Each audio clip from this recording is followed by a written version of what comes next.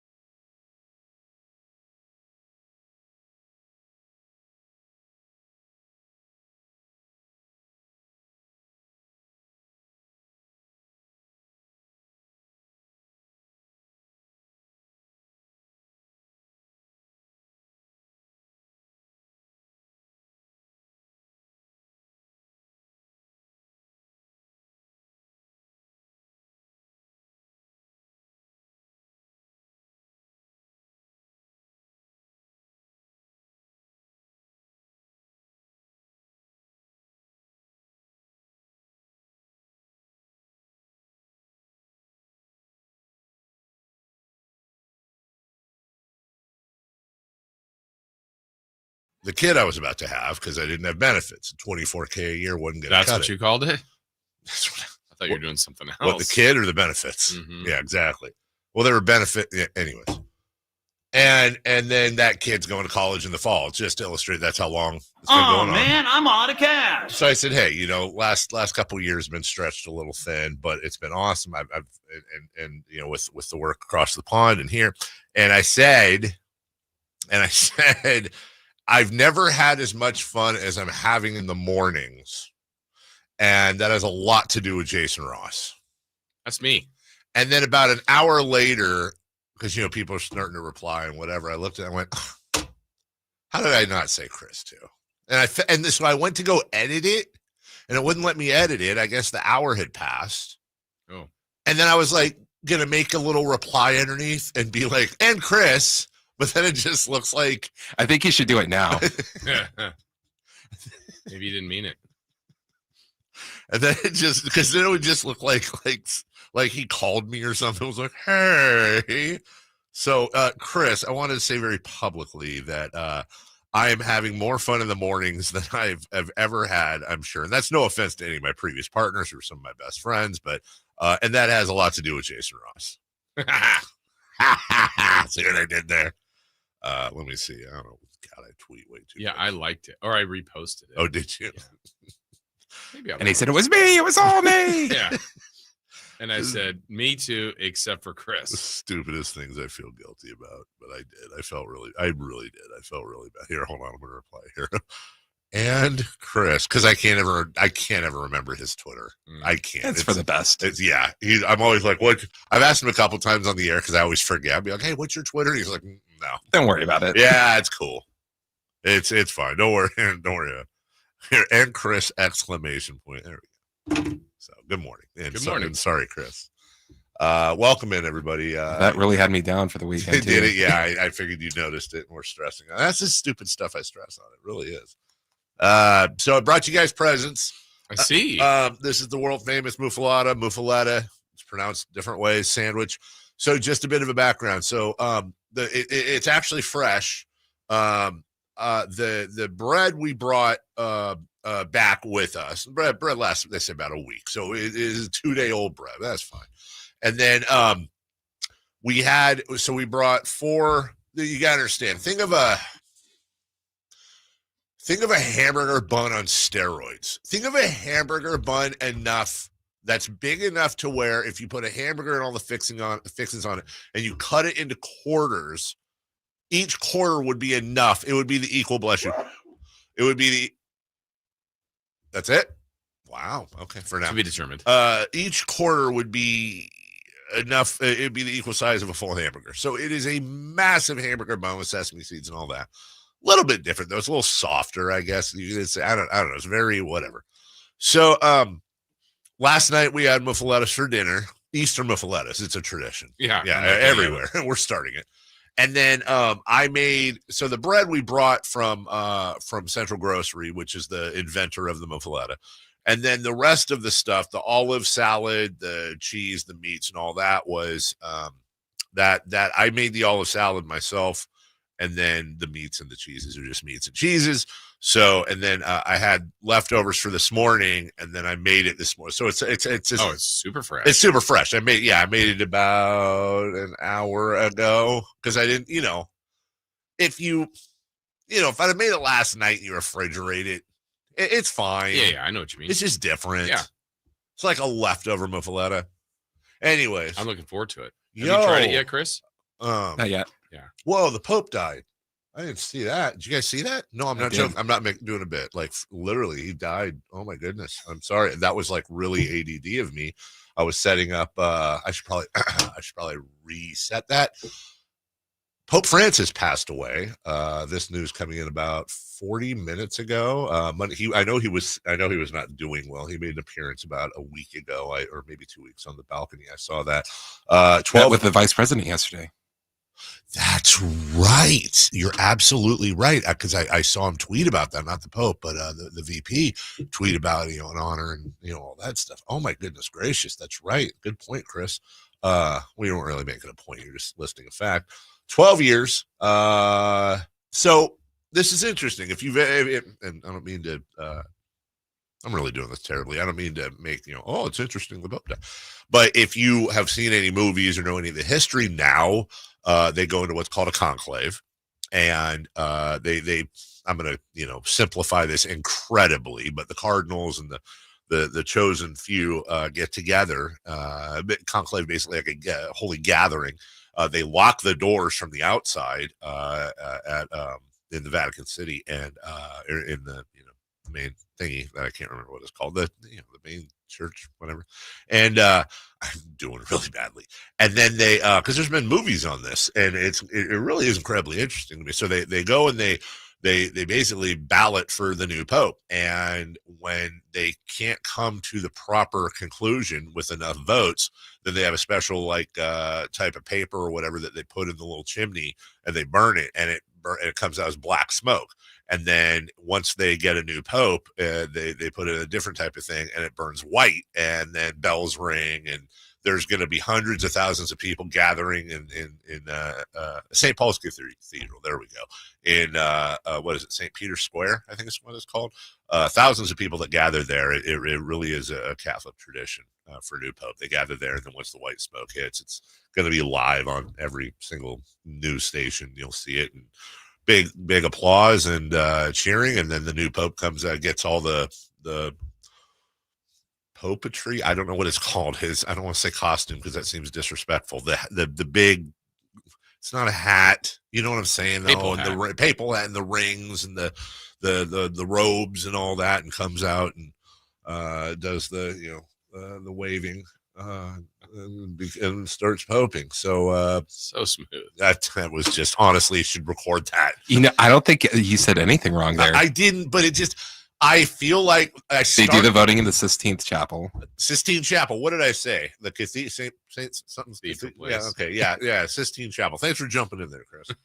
So The church is the St. Peter's Basilica, not St. Paul's thank you. Chapel. There's that too. Okay, you're the one that went to school for all this. Not I'm the one explaining it because I saw a movie with Anthony Hopkins. Once. I think you're confused with St. Paul's Cathedral, which is in England, in London. Wait, Paul's Cathedral isn't a thing in the Vatican City? Mm-mm. What? Really? All right. Well, it all started poorly for me because we were talking about muffuletta sandwiches. And the Pope died. Because I saw the headline as I was bringing up some other stuff. And, see it, say it, sort it. So anyways, good morning. Good morning. I had something else for you guys. How was your weekend, by the way? It was very good. Yeah, Yeah. I'll have something a little bit later for you guys. Oh. Chris, Yeah, that was... so hopefully you guys can digest. Well, you have a sandwich for yourself? No, I'm really hungry too. sandwich. Well, we can share. No, That's a big sandwich. It's a big. It is. It is. Let's cut it. Let's cut this in half. No, you gotta pound that thing now. Yeah, that's all. That's all. That is all you. Thank you for holding down the old four. How'd Friday go? Friday was good. What was Friday? I saw none of it because I was flying. Usually I'll watch from afar. Oh yeah. Yeah, it was good. Made it through. Friday fun and games. Yeah. Yeah, we did another run at Wavelength because we were so bad the week before. What is a Wavelength? I don't know the names. I just know the Remember thing. when you told Chris, "Hey, tell me this in like a Morrissey something." Oh, yeah. What you Yeah, wanted, we had and a he was big like, "How do I argument. tell him that in a 4?" I'm like, "Well, that's the number." And yeah, we were all over the place that week. We were better-ish, but not great. Somebody is not really, but they're sort of. I had to look at the text line because I don't ever want to offend anybody. I want to respect everything. He said, I'm laughing because you said he starts poping. I don't. What is it starts ruling? Starts.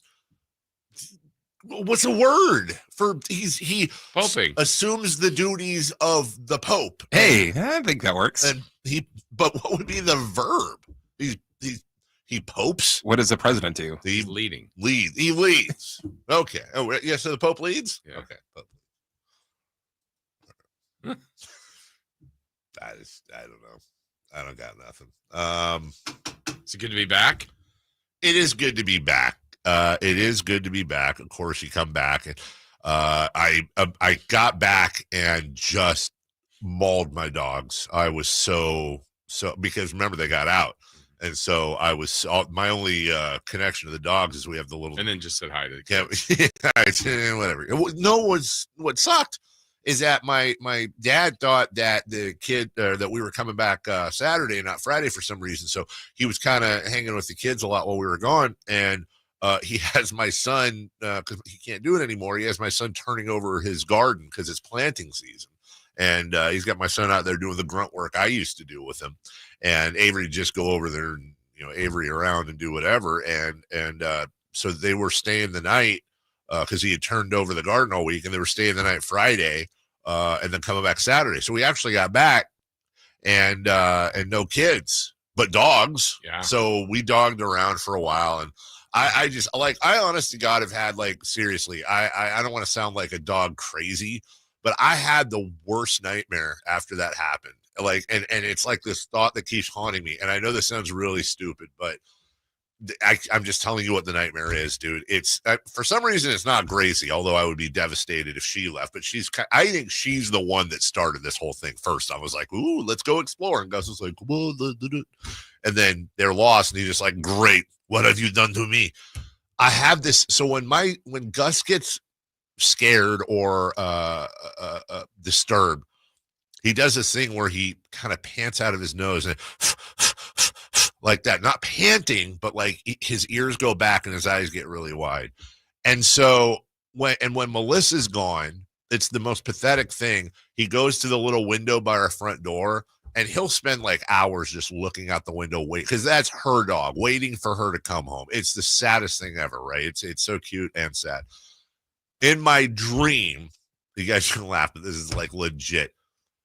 He's on this dog train to some third world country where they have they put dogs to work, and he's got I think I'm combining when in Call of the Wild when the dog got kidnapped and and all that from California, and he's being taken to some faraway land where he's going to be put to work, and then the last part of the dream is wherever he is, he's always looking out the window waiting for Melissa to come get him, and that's his life. That's his whole life.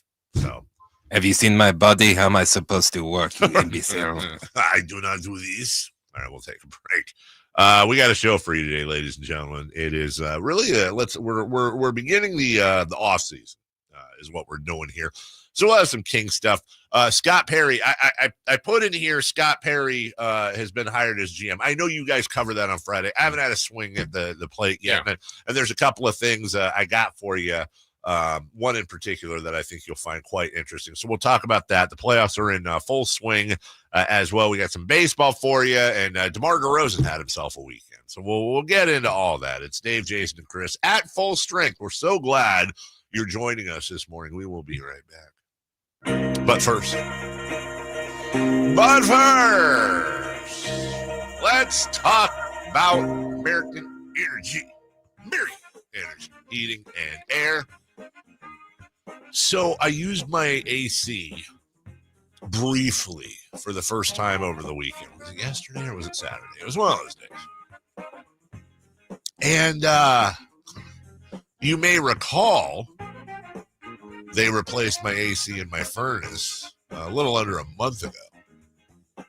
And holy geez, I'm seriously, I'm not just saying anything. I wish I could take you guys all in a time machine to my house and just put your hand up on the vent like for my AC before. And remember, they told me that my unit was 25% too small for my house. They're gonna love this read. And, I mean, true story. Well, the new unit, oh my goodness, this thing blows cold air a lot. I mean, that's all I can say. The house is cooler, quicker, and I got to think that's going to save me money. If not, hey, I'm getting out of show business. That's going to save me money. Now, whether it is your furnace for winter, your AC unit for summer, or maybe you don't need a new one. Maybe you just need a checkup, a tune-up, whatevs. American Energy has been serving the greater Sacramento area since 1981, part of the Better Business Bureau, where they've got an A+. Yeah, an A+ rating, ladies and gentlemen. Give them a call, 916-520-9990. That's 916-520-9990. AmericanEnergyAir.com. American Energy, hey, making the uncomfortable comfortable. 30-second break, if that. Leading off is next. Live and local. With everything 49ers. Intercepted by Fred Warner. Dives for the end zone. Touchdown! San Francisco! Bob Ball throws one up and caught the ball. Touchdown! The 49ers play on Sacktown Sports 1140. Let's do it. Leading off, the three top stories in the morning. Huge news. This is very important. Here's cut number one. So with Scott Perry coming in, he's been an executive for 25 years in the NBA. He was actually in Sacramento in 2017 for a period of a few months, and then he went to the Knicks when James Dolan made him a big offer to go run that organization. The Kings feel very highly about his relationships, his ability, and he actually was in play potentially to go to New Orleans under Joe Dumars this week as well. So Joe Dumars gets the Pelicans job.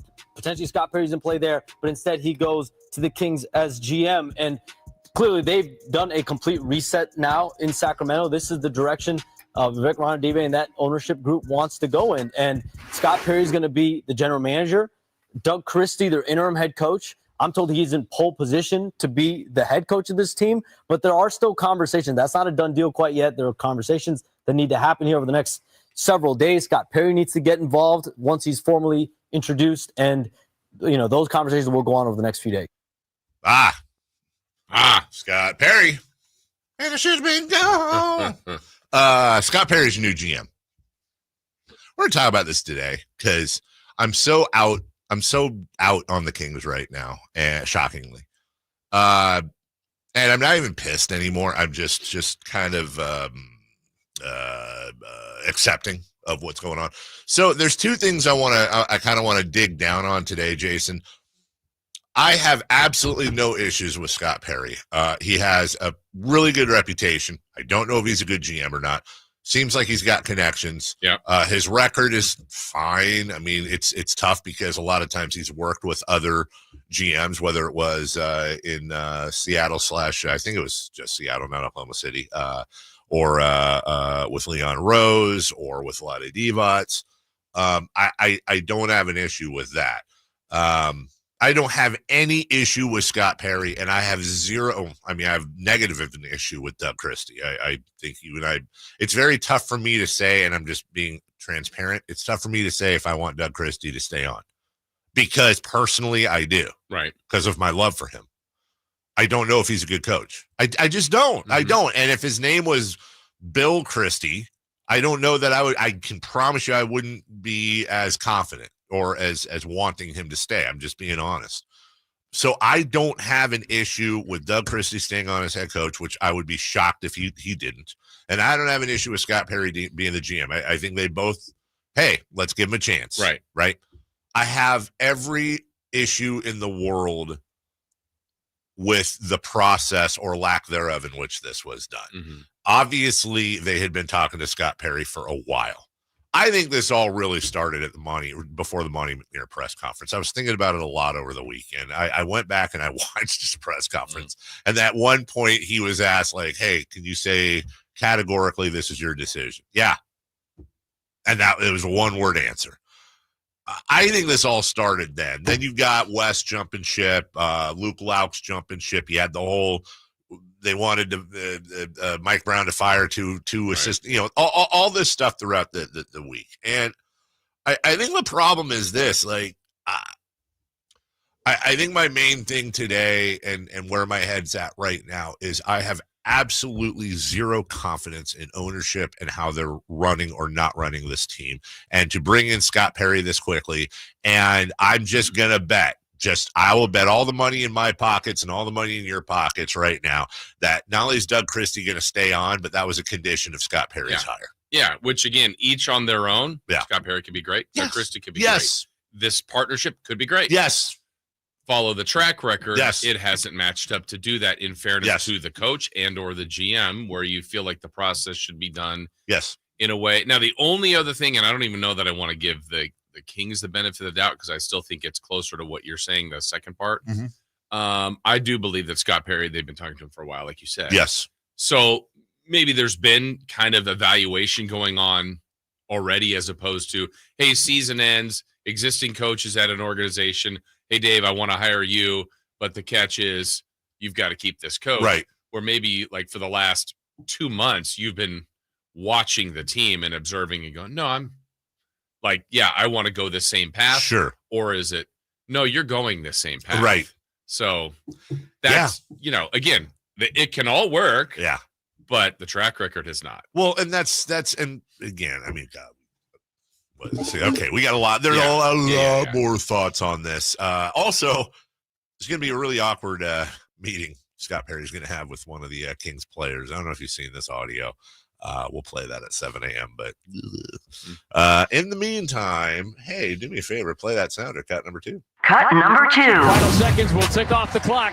The Celtics take Orlando's best shot in the second quarter, and in the second half, beat them at their very own game. And the Celtics strike first. They win game 1 by a final of 103-86.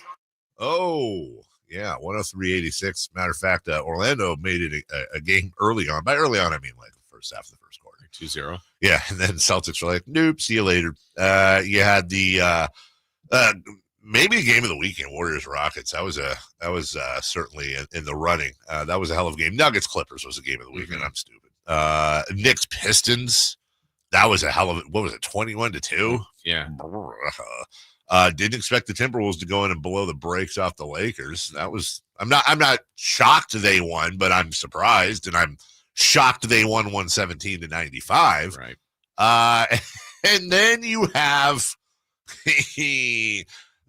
have Oklahoma City and Cleveland. Holy crap. Like, Oklahoma City to me feels like Denver felt the year they won the title. Like nobody really, you're not going to believe it until they do because they just haven't.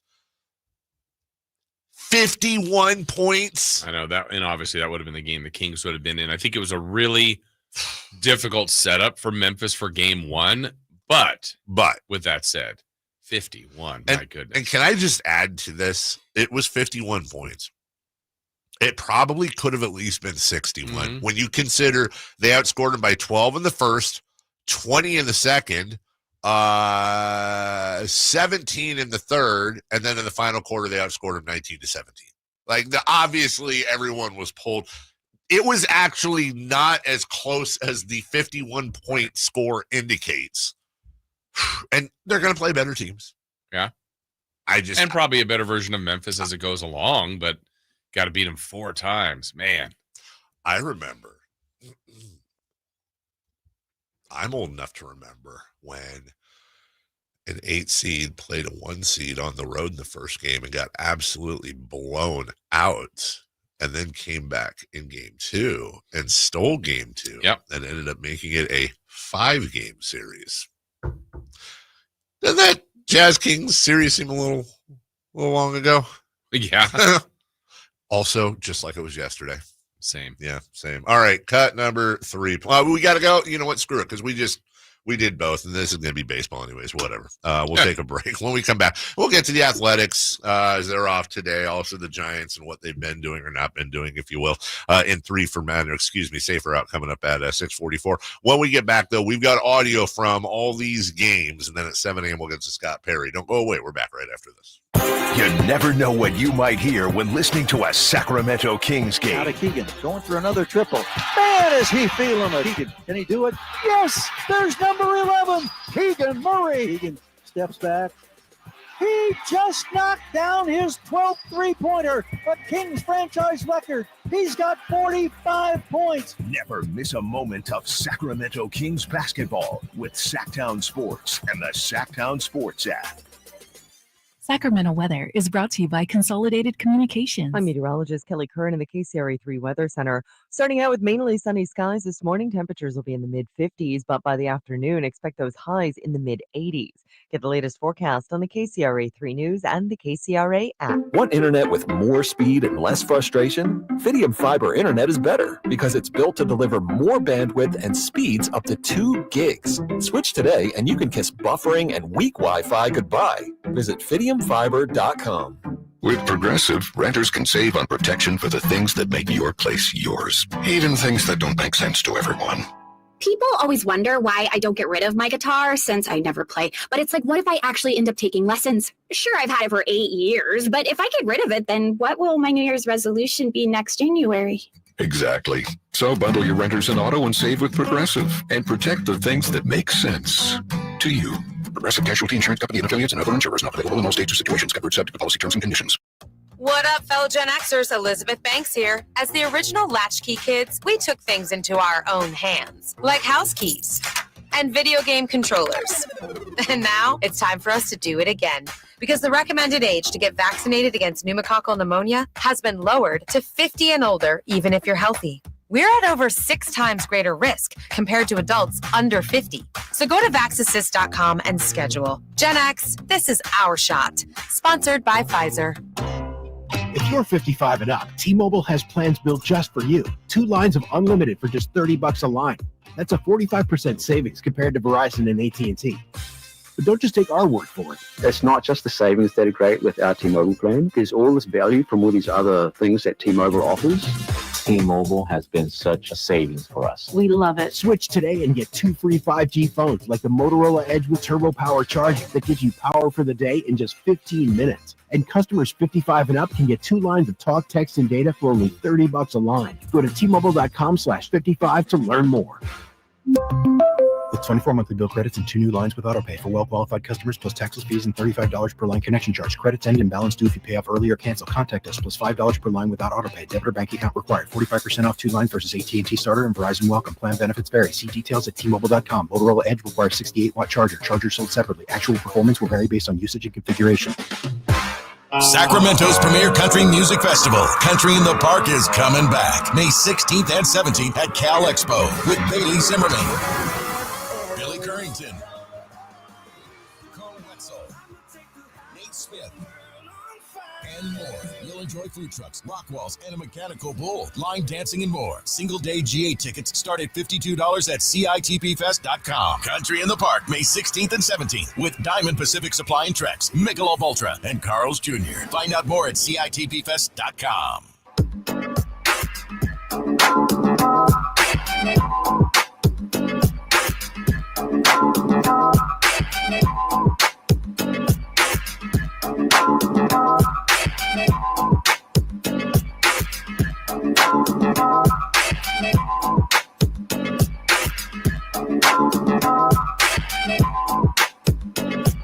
The Carmichael Dave Show with Jason Ross. Call or text at 916-339-1140. On Sacktown Sports.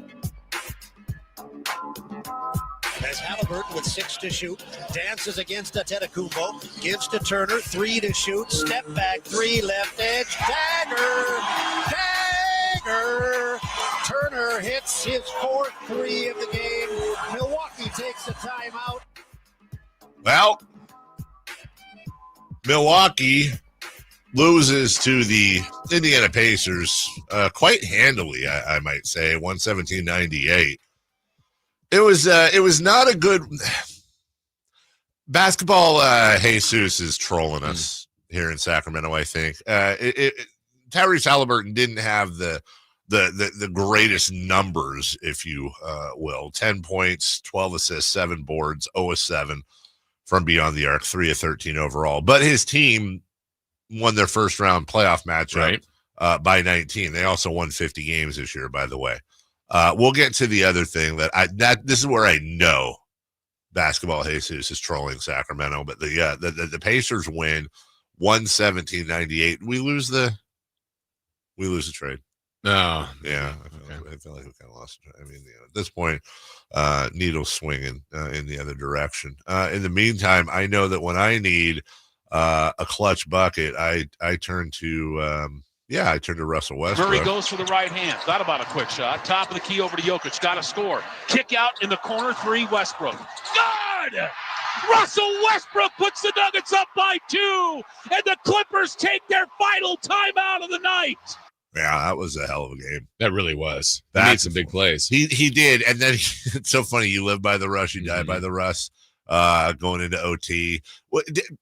Jason, did you see? Were you watching the Russ play where he kind of went up, lost the ball? Yeah, it was the end of regular. Yeah. Am I the only one that thought about why do I feel like that's the second time I've seen that in that was the Florida Houston national championship. Right. It was not exact, but similar in the sense. I feel like I've never seen that before. I'm sure I have. Great game, and I feel like I feel like the whole series is going to be like this. Those are two good teams. I think it's going to be a really good series, honestly. Long series. And I think they're two teams that are both nobody's beaten Oklahoma City, in my opinion, but that are really they're a lot better than especially with the Clippers defense. That's why. Look, they got to get through. I mean, each series will be different. I think the Clippers and Thunder could be really good. I actually think if the Clippers win this series. Weirdly enough, I think the Clippers, if I had to rank all the teams that based on that specific matchup, I think I might put the Clippers number 1 as far as I don't think anybody's going to beat the Thunder, but in the West, you mean? In the West, yeah. But if you told me that somebody was going to, I think I'd probably pick the Clippers. Mm-hmm. Maybe I don't have a huge confidence in the Rockets. A lot of it's because they're new, but they can when they get hot defensively. Mm-hmm. When they get going defensively, they're ridiculous. I don't think I put the Lakers up there. Maybe the Warriors because of their experience. Yeah. And adding Jimmy Butler now, all of a sudden, now you've got some bookends on defense, and we'll get to that in a second. You saw that last night. What else? Oh, yeah. How about let's talk about Minnesota, by the way. We got to talk about the Timberwolves and Naz Reid hitting Against threes. Rui Hachimura. Takes him to the free throw line. Kick out Naz. Left side 3 on the way. Got it. Naz Reid, 6 of 9 on his threes tonight. He's up to 23 points. Yeah, 117-95 was your final, with the exception first quarter ended. Lakers are up 28-21. Okay, this is about how I thought it would go. And then, 38-20 in the second. As a matter of fact, they outscored, it was 73-50 over the next 2 quarters. Add in another 6 points. So what they outscore them by 29 the rest of the way. Oof. That was a dominant second half for them, or really second through fourth for the Timberwolves. So much more pressure now when you lose game 1 at home for the home team to make sure the series is even before they go back to the other side. And these are teams with experience that you know it's you win a road game, you lose a road game. I do wonder. Look, his numbers aren't horrible; they weren't great, but I'm really curious how healthy LeBron is right now. I think that might be kind of the secret sauce going on. And I don't want to make it. The last thing I want to do is make excuses for the Lakers. And full credit to the Timberwolves, but he was dealing with a groin issue coming in, and there's been some talk about that his range of motion ain't the best. If people are talking about his groin, people are talking. Talking about people. Knicks 123, Pistons 112. Yeah, this was all Pistons, man. Let me take that back. This was an incredibly close game with a Knicks 2-point lead going into the second half. I shouldn't say it was all Pistons. And then the Pistons took over, outscored them by 10 in the third. They were up. They had a nice, decent lead. And then with about 8-9 minutes left, something like that, the Pistons or the Knicks just turned on the Jets. And my caught goodness. him, went past him, and one going away. But I am I'm very there. There's gonna be some fireworks in this series. There's gonna the Rockets, Warriors, and the Knicks, Pistons are, I think, by far the favorites to have some sort of brawl happen. There is definitely some old school stuff, and you got like the DiVincenzo's and the beef stews of the world. Just a lot of fiery characters in there. A lot of good, solid hustle basketball. It was a good Saturday to start out, Jason. Yeah, I enjoyed it. I mean, look, I love the playoffs, and to have 4 games each day made it fun. And, as each series goes along, the team that lost becomes the desperate team, and that's where you get that chippiness. Yes. The team that, is the more desperate team in the second game. Well, it wasn't all Saturday. We moved to Sunday. Sorry, I'm looking for I'm not going to find it. I was looking for a Memphis highlight. Good luck. Tip off? Any old Memphis highlight? All right, how about an OKC highlight? Slashing left with 7 on the clock. Whips it slot right to Jay Will open. The wing 3 is up and in. Ching Thunder money ball. That was spectacular. A look away, blind assist by Wiggins, his second. Jay Will splashing his second 3. Thunder with 30 assists. Okay, so that was a Jalen Williams highlight. Can I play another Jalen Williams highlight? Sure. Okay.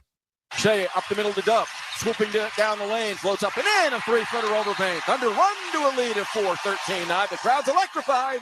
Game 1 underway at Paycom Center. Loud City growing in volume. 13-9 OKC with 6:11 left in the first. Okay, so that was 2 different Jalen Williamses. I have a third Jalen Williams highlight. Dub intercepts, challenging Pippen down the lane to the rim. Scoops it and scores it. Thunder running down the Grizzlies' throat. Up 19. Timeout, Memphis. Okay. So am I right that they're calling Jalen, Jalen, J-Dub, and then Jalen, Jaylin, Will? I'm guessing. I think so. Yeah. I heard a J-Dub. Yeah, I heard a J-Dub in there. And they have to have a way to differentiate between both Jalen Williams' eyes, if you will. Yeah, dude, it was ridiculous. Shea Gilgeous-Alexander with the kicks to Shea. Slicing baseline, leaps and leans, a floating 7-footer over Edie a beauty, lofted it home high. Suamos Isola has no choice but to call a timeout. The Grizzlies being embarrassed right now by the Thunder, razor sharp for a 78-36 lead in game 1 with 9:57 left. I don't even know what to say, man. It's like hard to even analyze that because you don't want to get too carried away. But it looks like the Thunder are just the best team in the history of the NBA right now. I looked it up when they got to, what did the Grizzlies end up with? 80? 80. When I can't remember who hit a 3 for the Grizzlies, for the Thunder to give them 83. I think there was 9 minutes and like 5 seconds left in the third. They could have not scored again. The rest of the third, that's insane. All of the fourth, and they would have. And they would have still won. Yeah, no, I hear you. Had the Grizzlies gone on a whatever it is 0 run, they still would have lost. Yep. Yeah, with the exception of the third quarter, which the Thunder outscored them 44-27, but the Grizzlies did have 27. The other 3 quarters, they had 20, 16, and 17. That's 53 points in 3 quarters. I mean, and I know the Grizzlies have to say it's just 1 because really, if they win somehow game 2, they would have gone there, done the split, which is all you want to do. Mm-hmm. But man, when you get worked that badly in game 1 for the far better team, sometimes that can create some doubt. And can I just say, Jason, that okay, so the Thunder shot 50.5% from the field, and they shot 93% from the line. They went to the line 15 times. That's fine. It's not a huge amount. And by the way, Shea Gilgeous, just 7 of those 15. Right. They shot 35% from beyond the arc. They were 17 of 48. 17's a lot of three-pointers, but it's not 20 or 23. Yeah. 35%'s a good shooting percentage, but we've seen far better. Mm-hmm. And they had 15 turnovers. The Thunder had 15 turnovers. I'm sitting here, I'm looking at the numbers, and I'm going, God, could this have been worse? Yeah, probably. Scary. Very, very scary. But as you said, if Memphis comes back and wins by 3 in game 2, who cares? Yeah. You don't get double points for winning like that. 103-86, Celtics over the Magic. And then the other one, the Cavs and the Heat, 121-100. When I say the other one, I mean the other blowout, if you will. We'll get to this later. We're not just shifting over the Warriors-Rockets. That was a very fun game. Some questionable calls, but Steph Curry is just that guy that, like, if you have him on your team, he's just the greatest of all time. Yeah. If you don't, you hate him so much. But it's like it is 100% a sports hate. Yeah. Like, how are you making these shots? And even have the nerve of taking them to make them. How? We'll take a break. When we come back, by the way, guys, bonus on the show today because it's a Easter Monday thing or whatever over across the pond. My guys are kicking off in 20 minutes. Oh. I don't know that I've ever, maybe I have once, had a match for Huddersfield Town going at the same time as the show. Yet here we are playing it. We've lost 2 in a row the last 2 weeks to teams that are going to be relegated, including Cambridge at home on Saturday. Not Cambridge. Yeah, which I think they had 1 away win the whole season. So now we're playing like a team 3 spots above us who's won 4 of their last 5. So it might be a colonoscopy of a game. We'll take a break. Safer out. Baseball stuff next.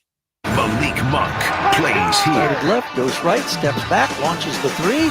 Nothing but net. Oh, that was just filthy. Oh, my, that was sweet. Sacktown Sports is your proud home of the Sacramento Kings. Everyone has a past, but what happens if you've made mistakes and made good on that past, but it keeps following you? Are you looking for an attorney to erase past records and restore your rights? Maybe even restore your gun rights? Do you need a reputable criminal defense attorney who knows even good people make bad mistakes? Well, the attorneys at Gonzalez Law Office are here to help. Find Gonzalez Law Office online at saclegaldefense.com or call them at 916-304-9187. We don't settle for less, and neither should you. Power Business Technology is proud to be a 100% independent, locally owned and managed Toshiba copier dealer. Local ownership cuts out the red tape, allowing ourselves to never be too busy to personally answer the call when our clients need us. Recognized for excellence in service execution, training, and customer service, we're proud to be named a Toshiba ProMasters Elite Dealer since 2021. Contact us today for all your business printing needs at 844-POWER-BZ. That's 844-769-3729, or visit us at powercopiers.com. Finally, an easy way to find home improvement contractors. Just visit subcontractorsunited.com and simplify your search for home services professionals. From cabinets to windows, roofing to plumbing, Subcontractors United is an easy, simple way to find and hire a home improvement contractor. And you never have to give up personal information. So no harassing phone calls like you get from those other websites. Subcontractorsunited.com is sponsored by D&D Cabinets and Savage Design. Come check out Capital Casino, Sacramento's #1 poker room with the most variety of table games in the region in a safe and friendly environment. Plenty of well-lit parking available, conveniently located in downtown Sacramento. And remember, Capital Casino has the best food, the best service, and the best action. 411 North 16th Street in downtown Sacramento. For more information, log on to capital-casino.com, and please gamble responsibly. 1-800-GAMBLER. If you're 55 and up, T-Mobile has plans built just for you. 2 lines of unlimited for just $30 a line. That's a 45% savings compared to Verizon and AT&T. But don't just take our word for it. It's not just the savings that are great with our T-Mobile plan. There's all this value from all these other things that T-Mobile offers. T-Mobile has been such a savings for us. We love it. Switch today and get 2 free 5G phones like the Motorola Edge with turbo power charging that gives you power for the day in just 15 minutes. And customers 55 and up can get 2 lines of talk, text, and data for only $30 a line. Go to T-Mobile.com/55 to learn more. With 24 monthly bill credits and 2 new lines with autopay for well-qualified customers plus taxes, fees, and $35 per line connection charge. Credits end and balance due if you pay off early or cancel. Contact us plus $5 per line without autopay. Debit or bank account required. 45% off 2 lines versus AT&T Starter and Verizon Welcome. Plan benefits vary. See details at T-Mobile.com. Motorola Edge requires 68-watt charger. Charger sold separately. Actual performance will vary based on usage and configuration. Safe or out? It's time to go around baseball. 3 pitches, 3 swings. It's safe or out on the Carmichael Dave Show with Jason Ross. All right, coming up in 15 minutes, we'll get into the Scott Perry conversation for the first time today. You want to say for the first time, good morning to all of our YouTube watchers and chatters. Go to YouTube, like, subscribe, chat at your own risk, say hello. You can text us at 916-339-1140. Hey, I said Dante DiVincenzo is with the Knicks. He's not with the Knicks anymore. Thank you for pointing that out. He's always a Knick to me. Chris, real quick, scale of 1 to 10. How was the wrestling thing last night? I would say it was a 6. I've heard not great things. I don't know anything about it, but I've heard people go, it was fine. Nothing crazy. Is it because last night was fine, or is it that they've raised the bar so much recently, Chris? Your thoughts? They set it up like something special was going to happen, and wasn't very special, Jason. Wasn't a very special episode. What was special? That sandwich. It was good. Oh yeah. Very good. Yeah. Very good. Oh, was that your first muffalata or no? No. Yeah. Okay. All right. Gotcha. We'll see. Tom's Mr. Trout sandwich. Oh. See how he feels about that, but no. Did Cody and Pat try one? No, they don't eat this early. I've tried them before. This is Tom's dinner, probably. Yeah. Well, yeah. Exactly. 100%. I'm just honestly curious. He's a sandwich connoisseur to see how he feels about that. All right. Excellent. No, thank you. Very good. Safe or out? Question 1, please. Cody Bellinger has homered on 3 consecutive 420s. Is this the best baseball stat going right now? I mean, Nick Castellanos does a great job of homering every time there's something awkward going on in the world or tragic or whatever. So, do the Reds play? Yeah, that's right. You might want to take Castellanos and safer out or in streaking. That being said, 3 straight 420s in a row, and somebody put up a picture of him. And see the poster child? He just, it was anybody can have a picture of them freeze framed to make it look like you're super high. Yeah. And that's the one they posted of. But it seems like that's every picture of him. Yeah. I don't even know. Do they test? And I don't even know. I had one thing for you here. Where is it? Before we move on, because this is a very important baseball piece of audio. Okay. From over the weekend. Not only is it important baseball audio, Jason Ross, it's also local as well. If you wouldn't mind fading down the music here. I think I do. Here's Rockland's Logan Webb in an interview a couple days ago. And he said some things, honestly, that I think we can all get behind, but really good interview by him.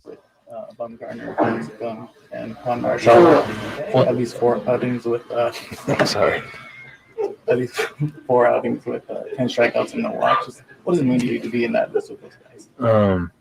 I'm sorry guys. Farts are always funny. I'm not gonna lie. So if you missed it on the radio, they didn't miss it, and he's next to Camilo Duvall's locker. Which Camilo needs to release a statement. Yeah. But just listen for it. He released a statement. One more time, just in the very beginning, a very flatulent Giants player decided to chime in on Logan's answer. Bumgarner, and Juan Marshall. It's pretty good. good. A cough first, and then trying to hide their fart. He was trying to do the cough cover, and yeah, that did not work out. So By the way, I did watch some of the Yankees Rays game yesterday. Yeah. I know you are a fan of the 1980s speedsters like Ricky Henderson. I am. And Vince Coleman. Yes. And Tim Raines. Yes, Marquise Grissom. Chandler Simpson. Really? Watch him. Watch him? From the Rays. Speedster? So they called him up. They were talking a lot about him during the broadcast. Yeah. I'm like, okay. They're like, this is the guy. Like, I guess he had 100 and something stolen bases in the minors last year. So in one season, he did 100 plus. Jeez. And then he left and went. And I'm like, oh my God. Like that start to stop speed from first to second. I love that. It's like breathtaking watching him run. You're like, oh my goodness. Like, there's plenty of fast people. Sure. And you just go, that's a different level. Is the stolen base the second most exciting thing in baseball that could sit behind a home run? Yeah, I guess so. I feel like it just adds a whole different flavor to it. But I don't know. We'll see. Maybe that's too early to call it. But I just like, man, Oh, that guy. I'm looking at him right now.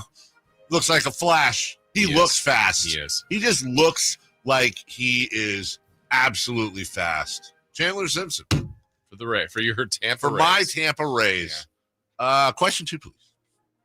Baseball is enjoying a golden age of Japanese-born players. Is this good for the game? Yeah, I think it is really good. The more international, the better. And by the way, also Korean as well. Let's not, like I said, I'm a hooligan. You know, the Giants are enjoying that. But my goodness, so Junhoo Lee has excuse me, I say Korean.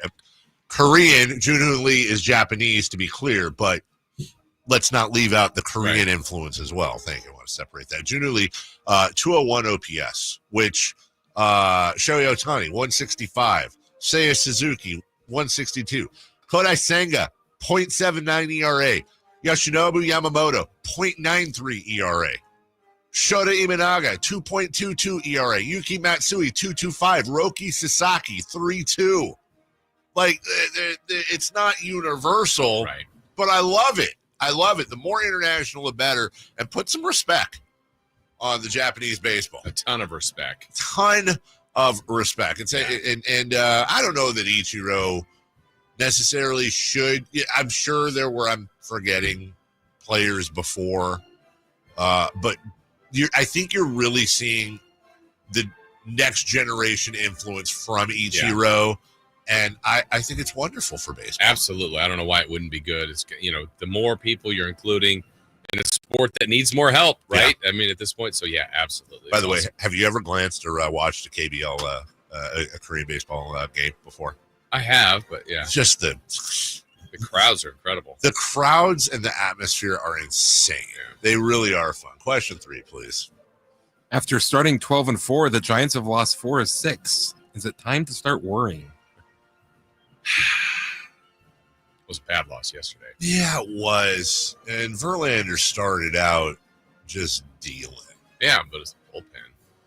Yeah, and it's not the first time. Now, the good news is something like that. I don't know if I want to say bullpen issues are the easiest to fix, but you can do things to improve.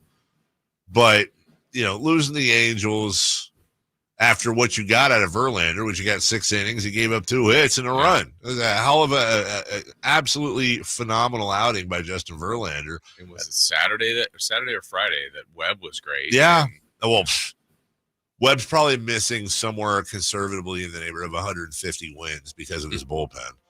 And then Ryan Walker comes in and just gas cans, dude. Just a third of an inning, gives up 3 hits, a walk, 4 runs, and that was it, man.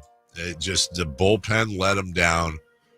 They should have swept this series. They did. They're still 14-8, but now is where you start to see the first signs of warts once everybody kind of figures them other teams out. It's like we talk about in the NBA, it's a film league. People study, people watch. You're going to find your weaknesses. It's just a matter of can you adjust? Yeah, and I think that's something that they could address as the season goes along. But as long as the starting pitching stays doing what it's been doing, timely hitting, they should be all right. They got up to the great start and still a good start at this point. So, yeah, keep it rolling if you're the Giants. We will take a break. When we come back, Scott Perry is your new general manager. We'll talk for the first time, or I wasn't here Friday.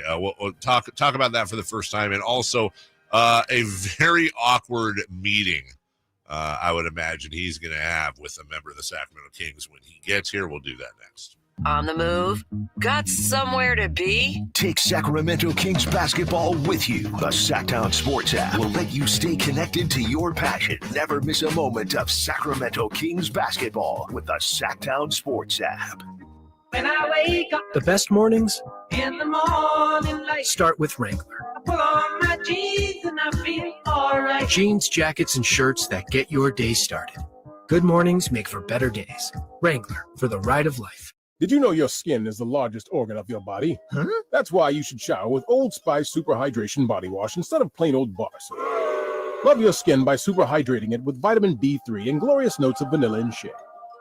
Did you know that my super hydrated skin is the second largest organ of my body? Sacramento weather is brought to you by Consolidated Communications. I'm meteorologist Kelly Curran in the KCRA 3 Weather Center. Starting out with mainly sunny skies this morning, temperatures will be in the mid-50s, but by the afternoon, expect those highs in the mid-80s. Get the latest forecast on the KCRA 3 News and the KCRA app. For your home internet, choose more speed and less frustration. Fidium Fiber Internet was built for reliability. It's perfect for streaming sports, watching TV, and working from home. Check out fidiumfiber.com for speeds up to 2 gigs. This is the story of the one who, as a maintenance specialist for a historic high-rise, knows that vintage charm historically needs constant attention. Which is why when it's time to upgrade turn-of-the-century mechanicals, they turn to Grainger. With easy access to 1 million+ products and the scale to deliver when and where you need them. The right tools and supplies are never far away. So the one can keep that vintage building running like new. Call, click Grainger.com, or just stop by. Grainger, for the ones who get it done. What up, fellow Gen Xers? Elizabeth Banks here. As the original latchkey kids, we took things into our own hands, like house keys and video game controllers. And now it's time for us to do it again, because the recommended age to get vaccinated against pneumococcal pneumonia has been lowered to 50 and older, even if you're healthy. We're at over 6 times greater risk compared to adults under 50. So go to vaxassist.com and schedule. Gen X, this is our shot. Sponsored by Pfizer. It's the final days of the spring sales event. Drive home your new Honda before the deals and the new Hondas disappear. Folsom Lake Honda, your one-stop Honda shop. Looking to own or lease? During the spring sales event, drive a brand new Accord or Civic. Visit us today at folsomlakehonda.com, your one-stop Honda shop. As a family-owned and operated dealership since 2009, customer service is our number one priority. Our customers love doing business with us, and you will too. Folsom Lake Honda, yeah, your one-stop Honda shop. What up, fellow Gen Xers? Elizabeth Banks here. As the original latchkey kids, we took things into our own hands, like house keys and video game controllers. And now it's time for us to do it again, because the recommended age to get vaccinated against pneumococcal pneumonia has been lowered to 50 and older, even if you're healthy. We're at over 6 times greater risk compared to adults under 50. So go to vaxassist.com and schedule. Gen X, this is our shot. Sponsored by Pfizer. Welcome to Staples. Hi, I hear Staples prints it all. Oh, you bet. Posters, banners. Can you print it all for Mother's Day? Oh, of course. Photo gifts like canvas prints, photo puzzles. Can you print it all for graduation? Sure can. Custom cards and invites. Can you print a huge banner with the grad's picture? Oh, definitely. Even an embarrassing baby picture? Oh, those are the best kind. I know, right? Print it all for moms and grads at Staples. And right now, get 40% off custom cards, invites, and photo gifts. N75 exclusions apply. Visit staples.com/print for details. For 25 award-winning years in Northern California, Ashton & Price is your local injury law firm. Pro attorney tip: if a firm presents as local but they're in LA, red flag. If your first consultation is not with a lawyer, big red flag. At Ashton & Price, your first consult is with a local attorney, and if serious injury prevents travel, a lawyer will come to you. Still not enough? George Washington's my uncle. At Ashton & Price, no red flags, just red, white, and blue. Remember, for the best advice, don't think twice. Call Ashton and Price. Golf to Go is brought to you by the Hagen Oaks Golf Super Shop. Here's Frank LaRosa. You've probably heard the word, but do you know what a stimp meter is and how it works? Invented by Edward Stimpson in the 1930s, a stimp meter is a device used to measure the speed of putting surfaces. His version was made of wood and was simply a chute on which a golf ball would roll onto the green. Roderick Easdale writes in Golf Magazine, today's stimp meters are made of aluminum. They're 36 inches long and have a V-shaped chute down which the ball can roll. It has 2 notches on which the ball rests. After a flat area of the green is selected, A golf ball is placed in the notch and the end is slowly lifted until the ball rolls down the chute and across the green. The average of 3 distances becomes one of the measurements. The process is repeated in the opposite direction, and the measure of both directions is added and divided by 2. That figure in feet is the stimp meter reading. Most courses average 9 or 10 on stimp meter, which is neither too fast or too slow, just right for most recreational players. That's your Golf to Go. I'm Frank LaRosa. What's up? We're talking to Chad Hoblet of Hoblet Dodge Chrysler Jeep Ram and Woodland. Ram Truck Month is back. Chad, what kind of deals are happening at Hoblet? Right now, save up to $17,000 off MSRP on the hard-to-find new 2024 Ram 2500 Bighorn Crew Cabs. We have hundreds of new Ram Heavy Duties available with huge savings, including on the new 2025 Ram Heavy Duties. One of many reasons we are California's #1 Ram truck dealer. Okay, what kind of selection are we talking about? We have over 300 new Ram Heavy Duties available, including the all-new 2025 Ram Heavy Duties everyone's buzzing about. With more arriving daily, it's a full-on Ram takeover. If you've been thinking about a new Ram Heavy Duty, now is the time, especially with potential tariffs that could impact the pricing soon. Search, select, and save through their whole inventory at HobletDodge.com. Unbeatable prices, unbeatable selection. Nobody beats Hoblet, period. $17,000 total net savings on select new 2024 Ram 2500 Bighorns after $79.72 factory rebates and $90.28 dealer discount. Rebates include $500 first responder bonus cash for eligible first responders. Due to this net savings, sample VIN 395, 300, and 396, 633. See dealer for details. KHD-1 Sacramento, KYMX HD3 Sacramento. From the Power Business Technology Toshiba Studios. This is Sacktown Sports 1140. The Carmichael Dave Show. He's on the microphone when he's not on the microphone. He's playing a song, and when he's not playing a song, he's on the microphone. And then boom, with Jason Ross. No, he didn't. Yes, he did. Call or text at 916-339-1140. It's the Carmichael Dave Show with Jason Ross on Sacktown Sports.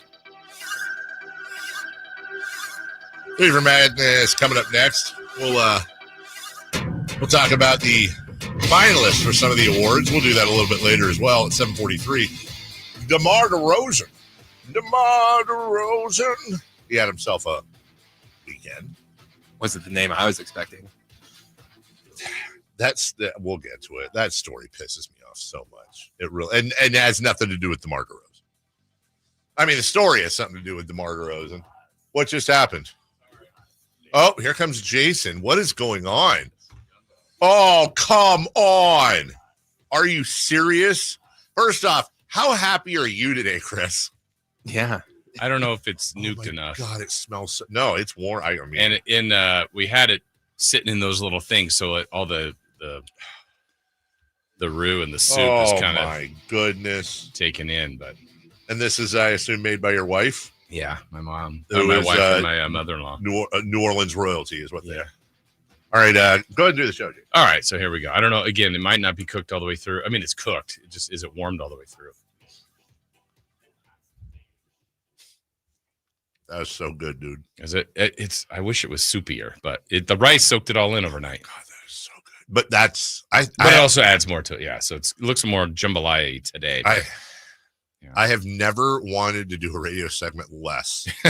And we just got done with a 6.5 minute break. I know. That's why I was hurrying there. Sorry. No, you're good. Yeah. All right. Well, we'll get to that. By the way, was not good timing by me. Anything you want to pontificate on at all over the next few seconds? Yeah. Take a few bites. Too soon. Take a few bites. So, Scott Perry is your new GM. And we'll get into some things about that, kind of what we did in the opening. But Scott had been making some media rounds. I want to play you a clip from November 20th, 2023. This is less than 2 years ago. Have you seen this clip? I have. It's been a while, though. Here's hopefully it's about a 4-minute clip for you. Here's Scott Perry, interestingly enough, talking about a current member of the Sacramento Kings. And by that, I mean, unmute your tab, and here's Scott Perry talking about a member of the Sacramento Kings. No question that Zach LaVine can score the basketball. He has proven that his 9 years in the NBA. I know this is his 10th season. He shot the ball well. He's a career 38% three-point shooter, explosive athlete. He has proven that he can score the basketball. Next thing that I look at, does he impact winning? Zach LaVine has been to one playoff series in 9 years. So he's played a total of 4 basketball games, 4 playoff basketball games. So now I say to myself, I'm looking at paying 40 this year, 43, 46, and 49 million in subsequent years for a guy who, to this point, has not impacted winning to the level that his money says he should impact. So there's not a real match there, in my opinion.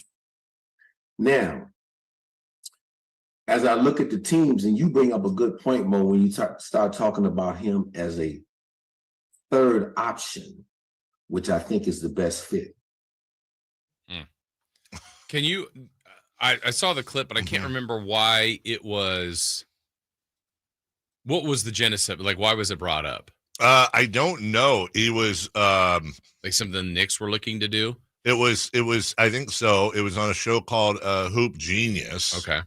And because a lot of times GMs just don't openly talk about players like that. Well, he's been unemployed. I don't think he was currently working in the league at the time that happened. Here's Scott Perry, the Hoop Genius, and BJ Armstrong. This is a quick clip on possibly Zach LaVine going to Miami. If they were to do a deal for Zach LaVine, what's the gap between Zach LaVine and Tyler Herro that you're paying the extra $15 million a year for? Zach LaVine, which I think, he's more athletic, he's more explosive, and now you put him in his rightful role alongside Jimmy and Bam Adebayo. Because you got to remember, the Heat made a run last year throughout the playoffs, for the most part, without Tyler Herro. Scott, let's pretend you and I are GMs. And if I'm calling you and saying, I'm going to offer you my third best player on my team for your first best player, your response would be what? I just want to know. If I'm saying I'm going to give you, I just want to know your response. The best player you're trying to send me, he's only been to the playoffs one time. My third best player has been to the finals twice. Look, media and radio and TV talk shows, their jobs are to dramatize, right, and engender passion. I don't think we need to do anything with those clips. He's talking about he's inheriting Zach LaVine. Yeah. He made it very clear, not 5 years ago, not 6 years ago. He made it very clear less than 2 years ago. He believes Zach LaVine is, by the way, I'm not saying he's wrong either. Right. That's a different discussion. But Jason, he's saying he's a third option and he is not a good value. And here you go, buddy. Yeah. So that's where, again, he didn't make the trade. But it's something he has to take on, right, as part of his new obligations. Yes. So one, either figure out a way to make that work and get more out of Zach, or, I mean, look, we've said it's probably impossible to trade someone like Zach LaVine. Maybe he makes that more of a priority and seeing if he can try to do that. Well, if it ends up that Scott Perry in the offseason or at some point moves Zach LaVine and really goes into a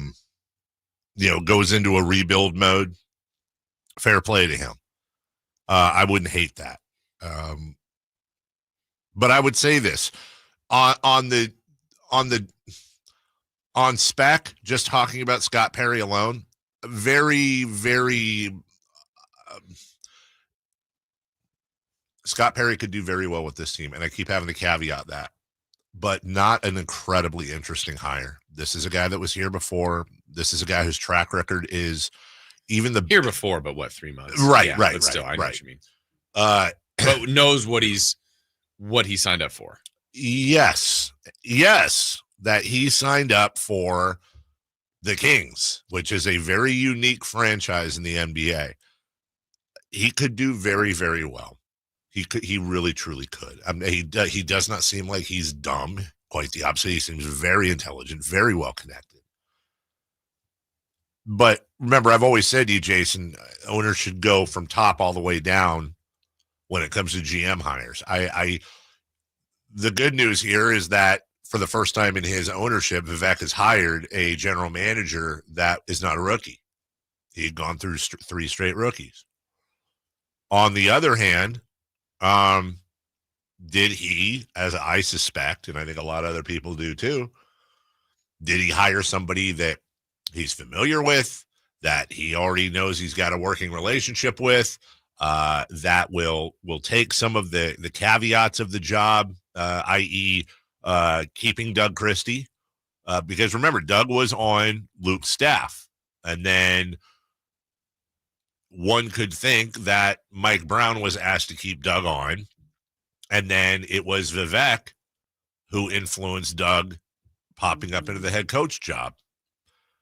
Don't know if all that's true, right. But if you follow the line here, I will say that I'm torn, Jason, because on one hand, I'm perfectly fine with Doug Christie staying on as head coach and getting a real shot. Yeah.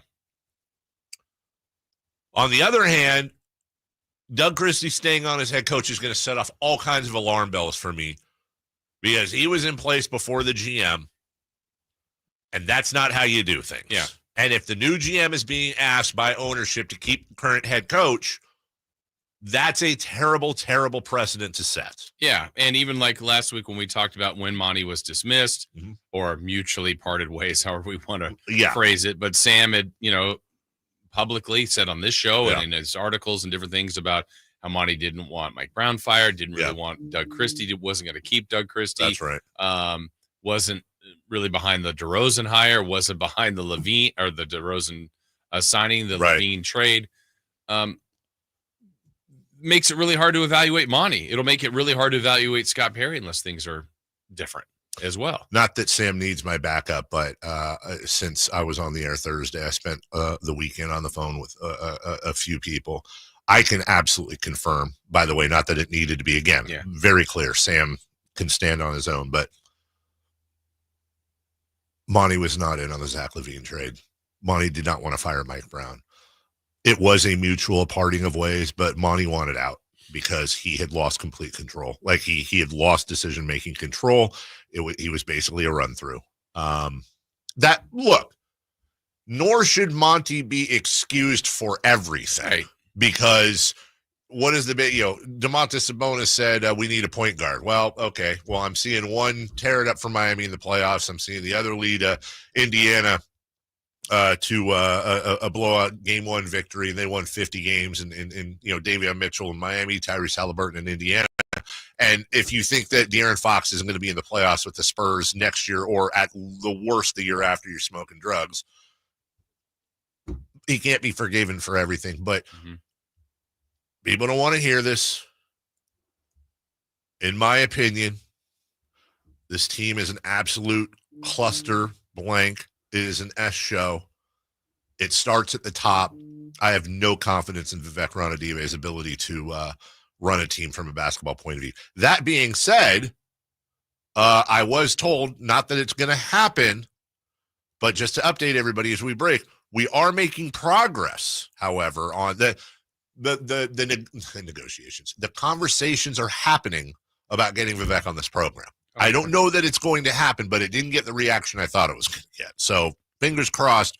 Would love to have Vivek on the program. And I will tell you this, if he does come on the program, look, I'm not going to be like, hey, what's wrong with you? Let's be honest.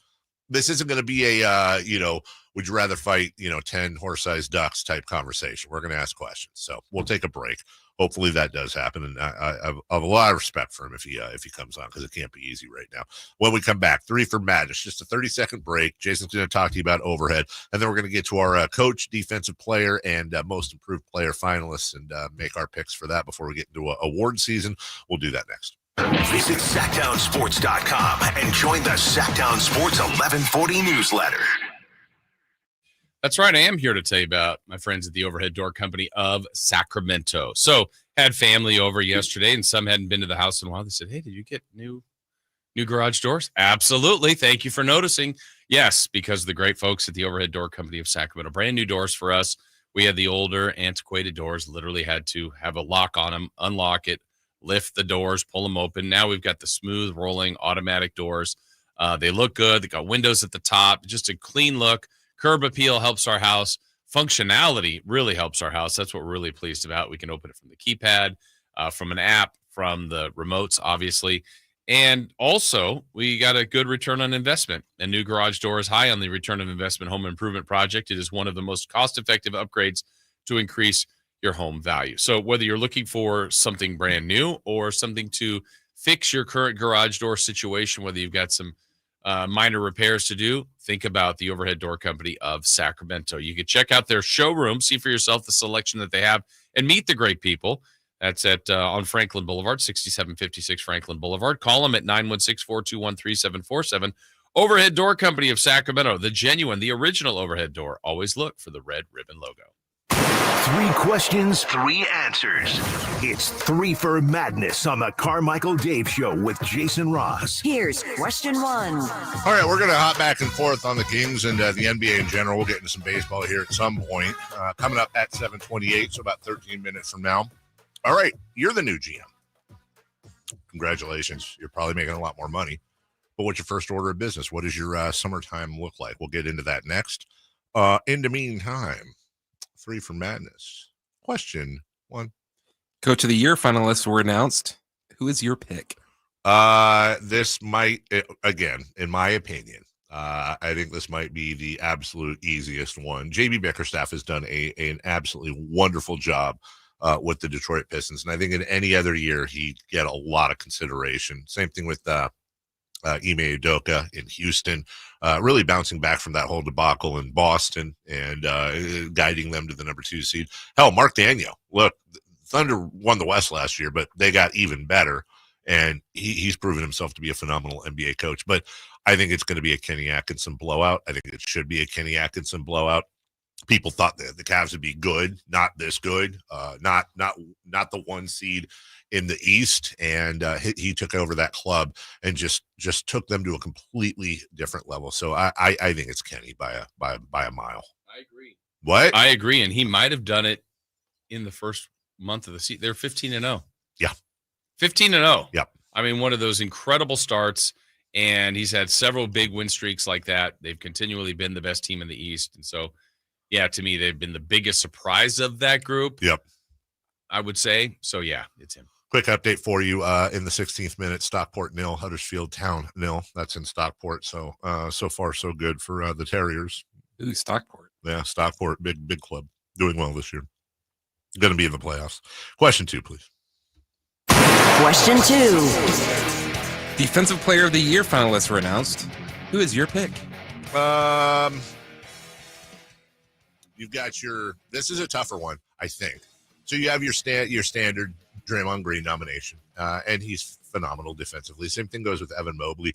I think Dyson Daniels is like, I get that. Look, he's a good defender, but it's his steals that which is, it's block shots. They're parts of playing defense, but he's just so far and away better than anybody else in the league. At doing it. I love everything about this guy. And once he gets his offense together, and I think he will, Dyson Daniels is going to be a phenomenal NBA player. He already is well on his way. So I don't think this is like Coach of the Year blowout, but I do think Dyson will win it. I'm rooting for him for one reason. I feel like for the last 20 years, and maybe I'm wrong on this, that they lean towards shot blockers and rebounders. And it's not that that's not defense, and it's not that that's not important, but rim protectors, shot blockers, that is part of defense. It's a big part of it. But I feel like where the game is now and the amount of pressure that is being asked on wings to be able, or bigs that can go out and guard people on the perimeter, I think that to me feels like more of a defensive skill set. Because Daniels can block shots, but it's about his steals and guarding the opposing team's best player. Like, that's a really difficult chore every night. And if Mobley or Green are guarding good players, but are more help and blocking shot, I mean, it's all important defense, but they've just leaned to that kind of player more. So I want it to be Daniels, but I feel like it'll be Mobley or Green. And I don't know that, again, I'm not trying to undermine them, but I feel like they don't give it to guards or perimeter guys ever anymore. No, what you're saying makes a lot of sense. And I would ask you this. Let's make them all 24 years old, because Draymond's going to be at a disadvantage here. Let's make them all 24 years old based on their style of play, because it's much like MVP overall. Like, I think Dyson Daniels is the most standout defensive player. I also acknowledge he's probably not the most valuable defensive player. If you were going to anchor your defense, don't worry about offense. You were going to anchor your defense with a Mobley style defender, a Draymond style defender, or a Daniel style defender. Who would you pick? Oh, hold on. I just want to see if we're going to be on the same page here. Oops, smiley face and a 4 and a 3 and an exclamation point. Okay. Well, as I'm saying, I'm putting Daniels third. Okay. Yeah. So am I. I guess Mobley 1, but I could be talked into Draymond 1. Mobley 1, Draymond 2, but that I don't know. That's interesting. And the only that's really tough. But I guess I'm leaning Mobley 1, Draymond 2. That's interesting you say that because I don't necessarily disagree with you, but as much as it pains me to say it, I have Draymond. The reason I would take Draymond Green, he's not going to block shots like Evan Mobley, and he's not going to steal like Dice Daniels. But I feel like Draymond Green is like he's great. So good on the ball. He's just such a damn good defender. Yeah. He's also a wiener. Question 3, please. Question 3. Most improved player finalists were announced. Who's your pick? All right, so your nominees are Dyson Daniels, Ivica Zubac, Cade Cunningham. I get where the whole Daniels thing is coming from. Here's my thing. I think that's just him advancing as a youngster. Like, he's improved, but Ivica Zubac has had a phenomenally improved season. Jason, I think it's Cade Cunningham. Look, he was the number 1 pick in the draft a few years ago, and Detroit got, dare I say,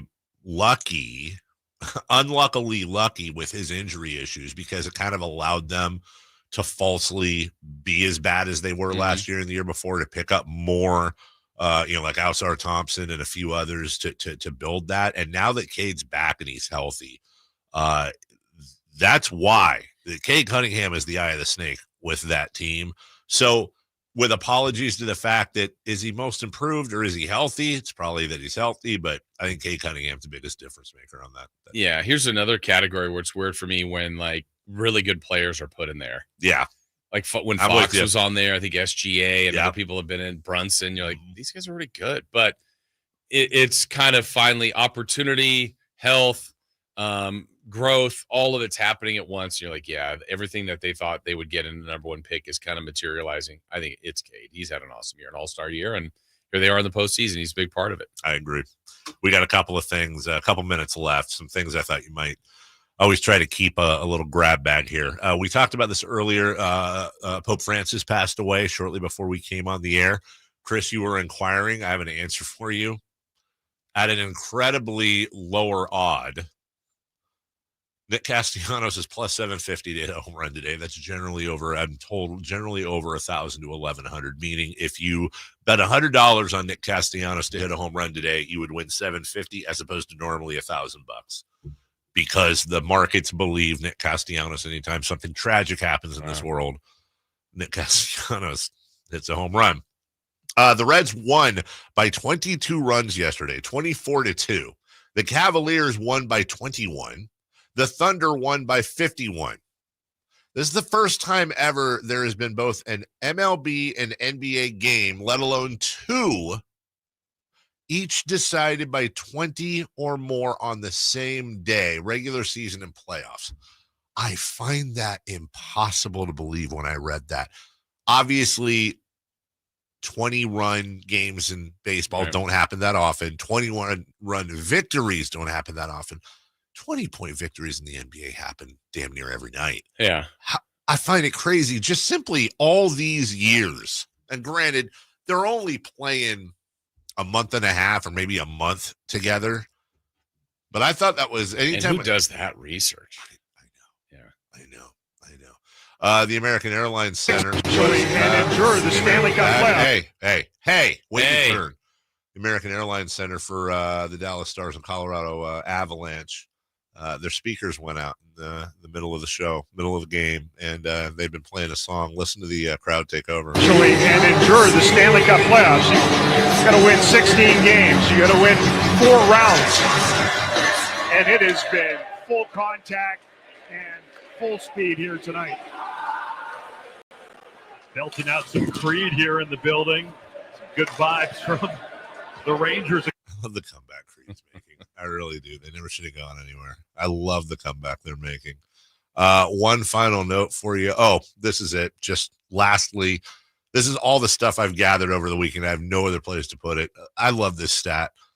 From 1997 to 2009, Jason Ross, Tiger Woods had a cumulative score in majors of minus 134, 134 strokes below par over 12 years in majors. Not surprisingly, in that same time period, Phil Mickelson was the closest. In fact, he was so good, he was the only player on tour within 250 strokes of Tiger Woods, whereas Tiger Woods was minus 134. Phil was plus 99. Wow.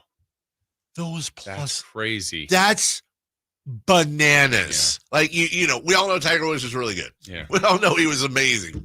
When you start seeing numbers like that, that's about as dominant as minus 134 in the majors, and the closest player was plus 99, and everybody else was over 250 strokes away from Tiger over a 12-year period. That's redonkadonk. That was 97 to 09. 97 to 09. Yeah, pretty good stretch for yeah. And didn't he make his debut in 97, I think? Milwaukee. Around there. Remember, he had the hole-in-one? Yeah. Hello, world. We'll take a break. When we come back, hey, congratulations, everybody. You're the new general manager of the Sacramento Kings. Maybe congratulations. Congrats on the paycheck. What are you doing first? We'll take your ideas next. Breaking: the Sacramento Kings and Scott Perry are finalizing a deal for him to become the next GM of the Kings. Keep it here for up-to-date breaking Sacramento Kings news. Sacktown Sports 1140. If you're 55 and up, T-Mobile has plans built just for you. 2 lines of unlimited for just $30 a line. That's a 45% savings compared to Verizon and AT&T. But don't just take our word for it. It's not just the savings that are great with our T-Mobile plan. There's all this value from all these other things that T-Mobile offers. T-Mobile has been such a savings for us. We love it. Switch today and get 2 free 5G phones like the Motorola Edge with Turbo Power charging that gives you power for the day in just 15 minutes. And customers 55 and up can get 2 lines of talk, text, and data for only $30 a line. Go to T-Mobile.com/55 to learn more. With 24 monthly bill credits and 2 new lines with autopay for well-qualified customers, plus taxes, fees, and $35 per line connection charge. Credits end and balance due if you pay off early or cancel. Contact us, plus $5 per line without autopay. Debit or bank account required. 45% off 2 lines versus AT&T Starter and Verizon Welcome. Plan benefits vary. See details at T-Mobile.com. Motorola Edge requires 68-watt charger. Charger sold separately. Actual performance will vary based on usage and configuration.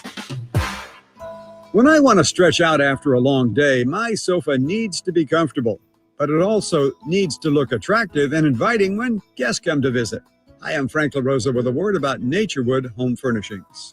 We spend so much time on our living room sofas that we forget they're a focal point and a hint to our decorating tastes. Right now, during Naturewood Home Furnishings sofa sale, you can save on every sofa, including gallery-exclusive custom-ordered flex steel furniture. Whether you're interested in a new sofa, sectional, or recliner, you can choose from hundreds of colors and fabrics. Nobody has more styles and choices than Naturewood Home Furnishings. And when it comes right down to it, it's all about choices and always about quality. Shop Naturewood for the look you love at a price you'll love even more. Visit Naturewood Home Furnishings right now for this remarkable sofa sale. Off Highway 50 at Hazel, look for the water wheel. It's Carmichael Dave talking to you about my good friends at American Energy. You're in the Sacramento area. You know how the seasons work. They are a-changing right now. So American Energy wants to help you stay warm for the rest of the cold season, but help you stay cool during the warm season. Best way to do that, make sure your system is operating safely. So right now is the time to take advantage of half off a tune-up, $24.50. They cut that right in half, and if you want a diagnostic, guess what? You can't beat free. If it's free, it's me, and now it can be you. And also, it's the end of the season blowout. $4,000 off a new system plus any rebates. That $4,000, that's a direct drop from the sticker price. It's a great deal. Check them out at the aeway.com or an instant quote, or give them a call at 916-520-9990. That's 916-520-9990. Tell them your good buddy Carmichael Dave sent you. Call 916-520-9990 now.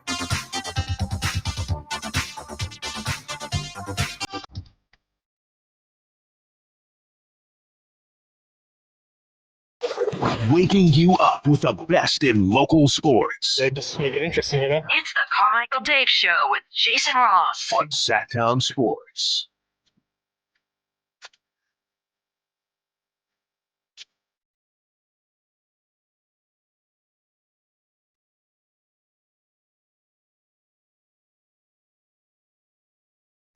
Dude, this gumbo is so good. It is the best gumbo I've ever had. Is it Yumbo? It is 1 trillion % Yumbo, dude. It is Bismack be Yumbo. It is so good. Watching my wife work on that roux. That's a process. Roux is so hard to do. Roux is like easy enough to understand, but to get it, the color of this roux, which is like it's a brick color roux, which is what it's supposed to be. It's like a half-hour process, if not more. Oh, it's probably longer. Yeah. A lot of patience. A lot of patience, and you're just stirring. Yeah.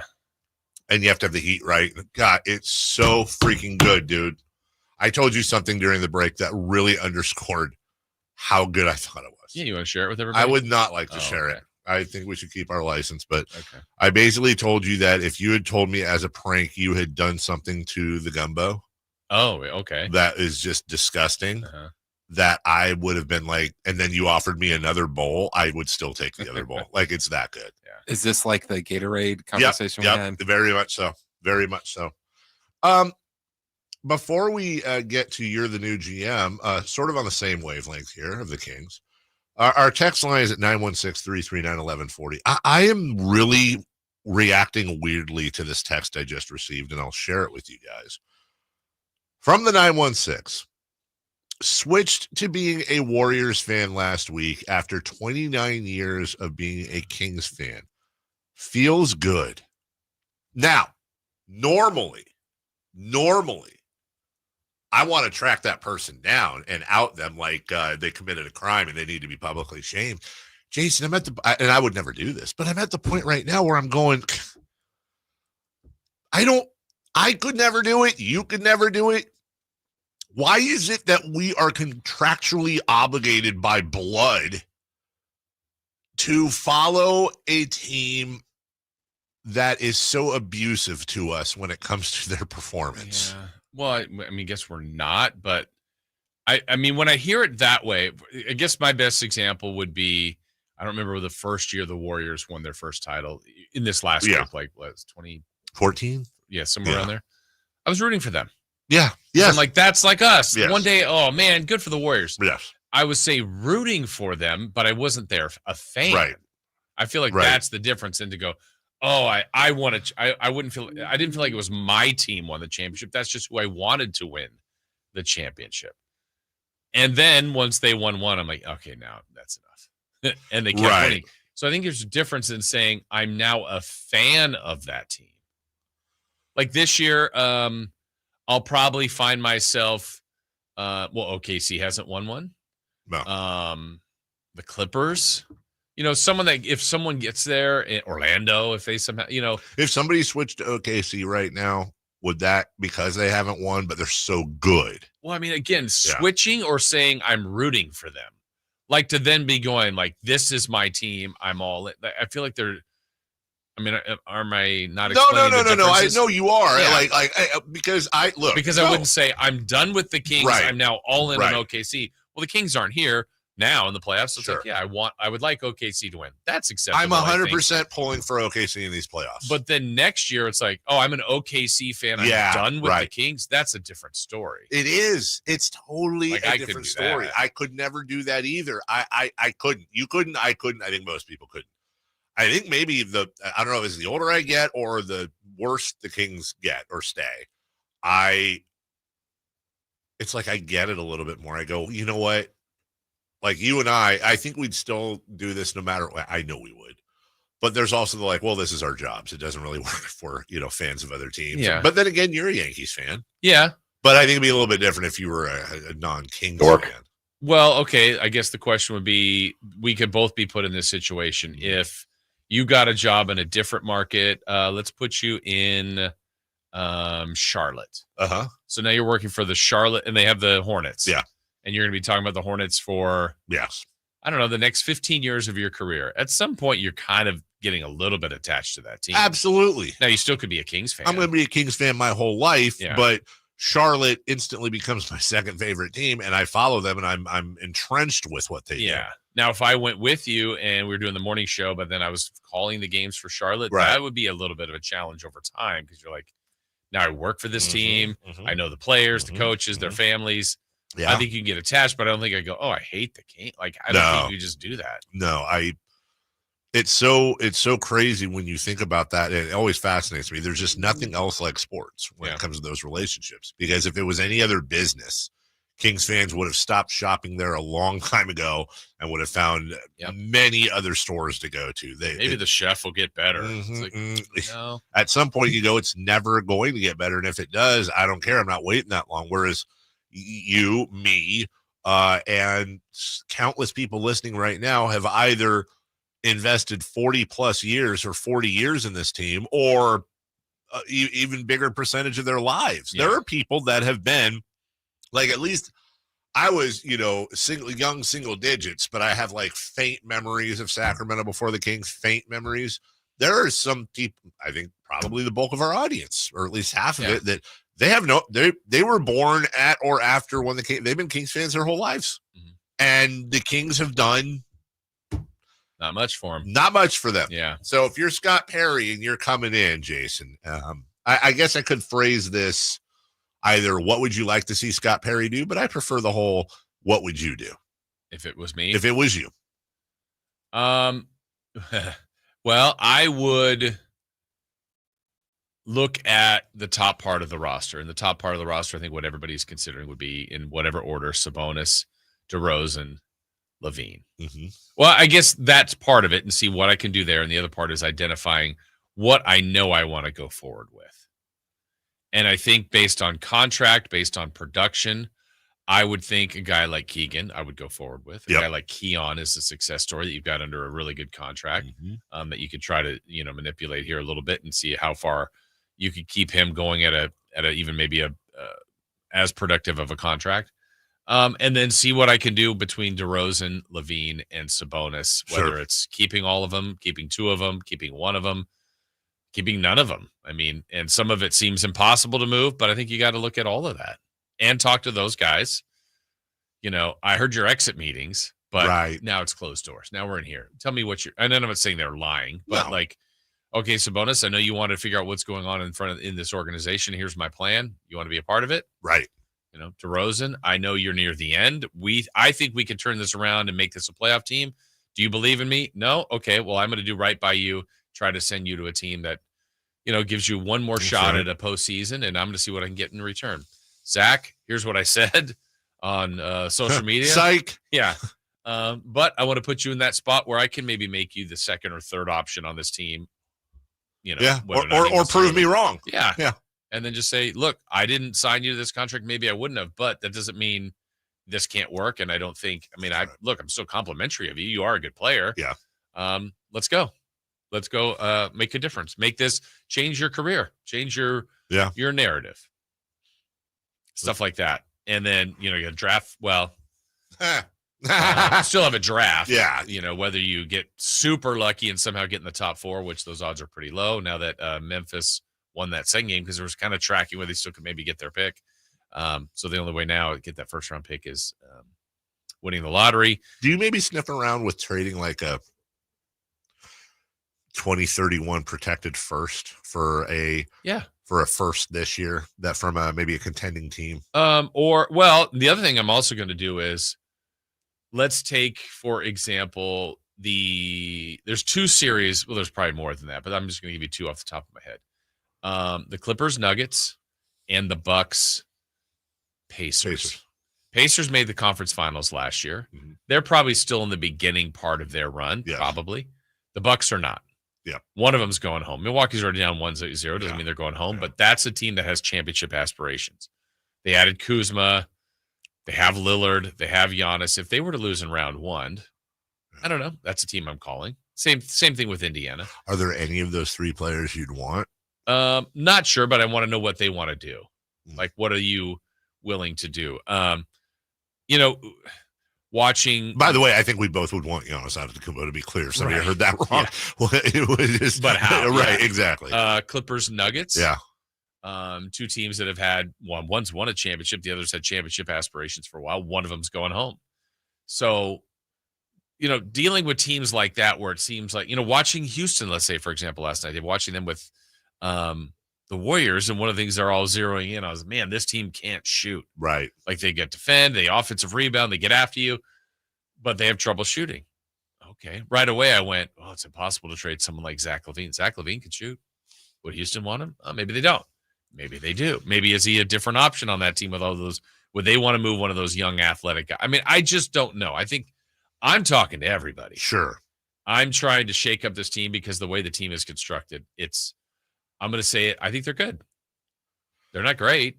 They're not awful. A direction needs to be picked. And I think if I'm listening to ownership, and Vivek, I don't think has ever said this publicly, but he wants to win. I mean, he does. He hasn't known how to do it. Right? He wants to win. I don't think he wants to do a teardown. I have no doubt that Vivek Ranadive wants to win. 100%. Terribly. Yeah. Terribly. Also, I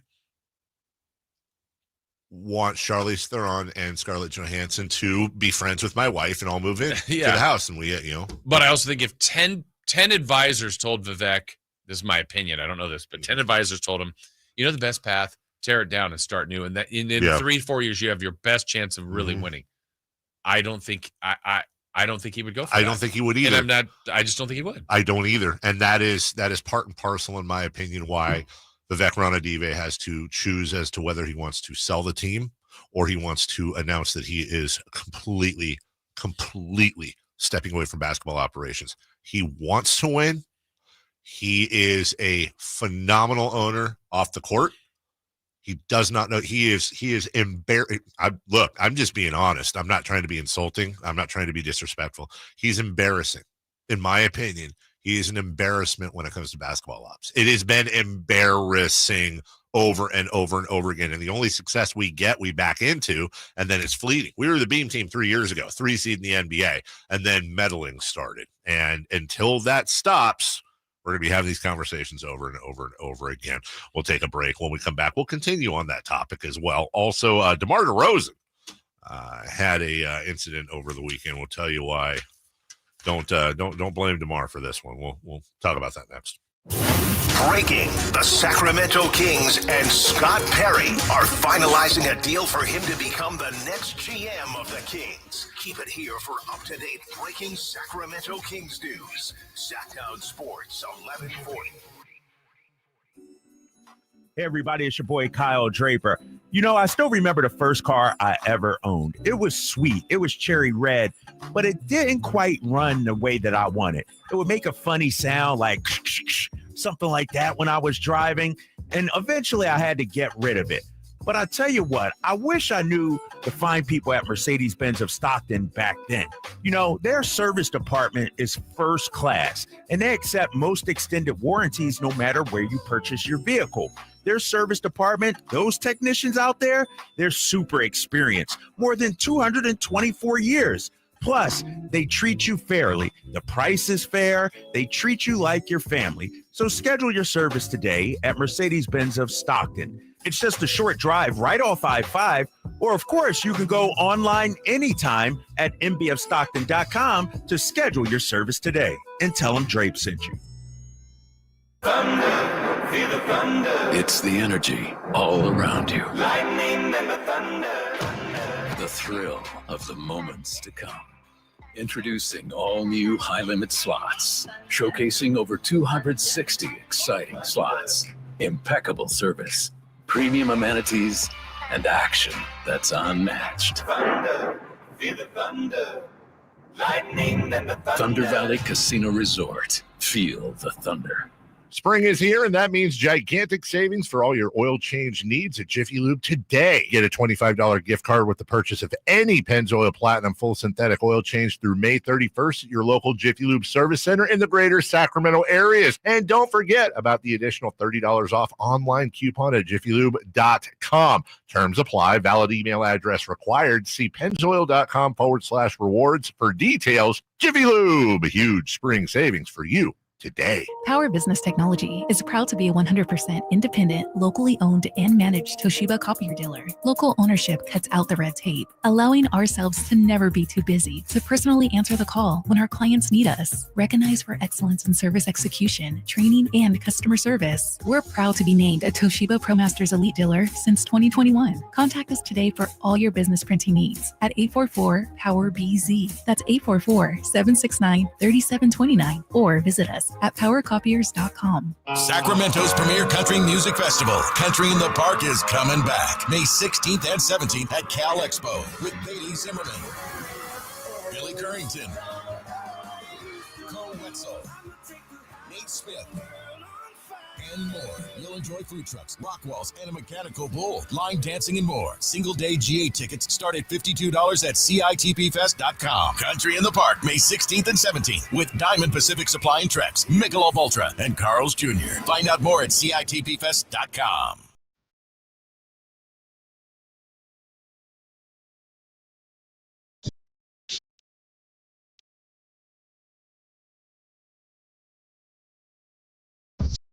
Place in the morning to get your sports fix. Live and local. The Carmichael Dave Show with Jason Ross.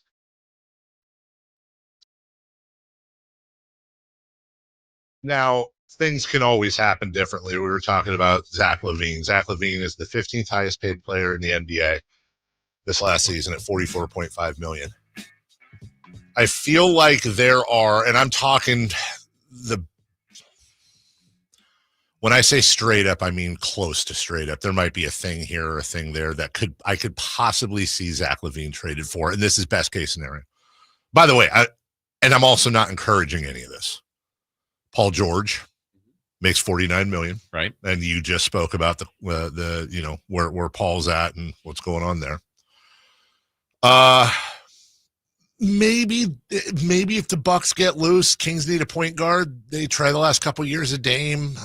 He makes $48 million. Again, I'm just throwing out numbers, guys. Please don't take this as encouraging what's happening. There are rumors Trae Young. I think that would take a little bit, a decent amount more from the Kings to make that happen. Probably, and again, not encouraging this, but that would probably look something like a Capella and Young for Keegan Murray and Zach LaVine type trade. Right. I think that's the ballpark you're in. Yeah, you might have to do something that if you're trying to deal Zach that makes you uncomfortable. That's right. And that's right. If the reports are true that Monty wasn't that high on Zach, that means Vivek would have been. So that makes it a little bit more difficult to trade. That is correct. Besides the contract. Fred VanVleet's the only one, $42 million. Who knows what happens with Houston, but if they're looking to do something different, put somebody else in point guard there, one of the younger guys, they get 42 off the book. Zach LaVine could fit in well there. Again, I'm just trying to give you guys an idea of where that's at. That doesn't necessarily mean A, anybody would agree to it, or B, it's what should be done. Let's get back to the tenure and the GM situation with Scott Perry and what we do. So since this current ownership took over in 2013, 29 of 30 NBA teams have made the playoffs multiple times. The Kings are the only team to make it just once. We're talking playoffs, not play-in. There have been 4 general managers, 8 head coaches, 9 if Doug Christie isn't retained in 12 years. That can only be described as chaos. It is not stability. And it's been well documented through the years, especially in the beginning. The Vex had some missteps publicly, the jazz band, Stauskas. You have the hiring of Vlade, the passing on Luka Doncic, which again, you can't pin all that on Vivek, of course. The pick, that is. Brandon Williams' voice within the organization. And then this latest debacle with Monty McNair, De'Aaron Fox. I know De'Aaron Fox is a very volatile subject amongst Kings fans, but under this tenure, something happened to make De'Aaron Fox want to go away. That's undeniable. Now, we can debate how much he shared in all of that. You have Domantas Sabonis that wants to talk about the team's future. You have DeMar DeRozan that wants to talk about the team's future. That's just what we know. Okay. So I'll repeat it again, and it'll be a topic over much of the summer when we talk about the Kings. You can't have, in my opinion, a legitimate long-form conversation about the future of the Sacramento Kings without talking about Vivek Ranadive. You can't do it. It's unethical. You cannot.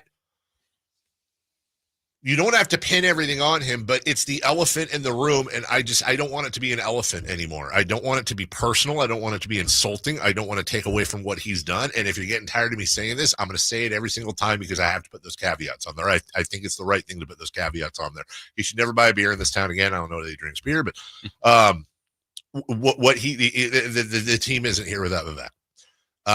But it's been 12 years. We're going on 13. And it's been a let's talk about Vivek Ranadive and his ownership. And I'm encouraging the rest of the media to do this. Let's stop insulting our fan base. Let's start talking about it like he's a player or a coach or a GM. I don't know when and where, and this is speaking from a guy who's been fired by an owner before. I don't know when and where this line showed up where ownership is off limits.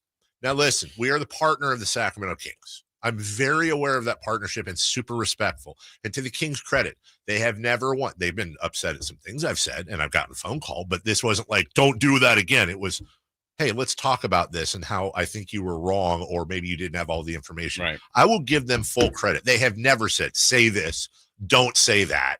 That was wrong. Don't ever. Never, ever, not even under the Maloofs, to be honest with you. That just happened all of a sudden. I don't like seeing the insults. I really don't like seeing the racism, and I see it. You don't have to go there.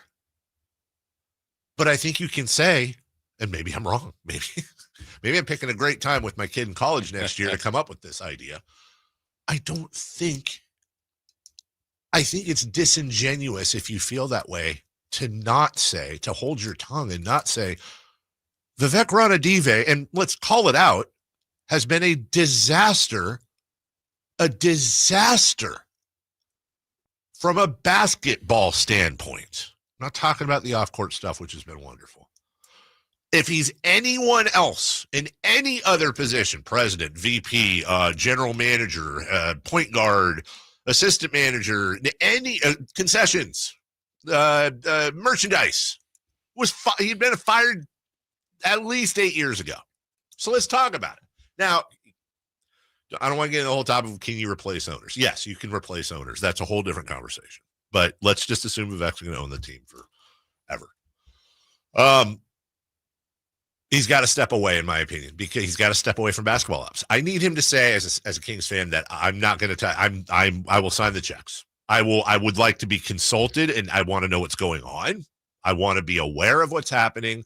I want to be a voice in the room. But when it's a voice, it's, do we have the money? Is that within the budget? You're financial. Your job is to sign checks and sit courtside and be a fan and do all the off-court stuff.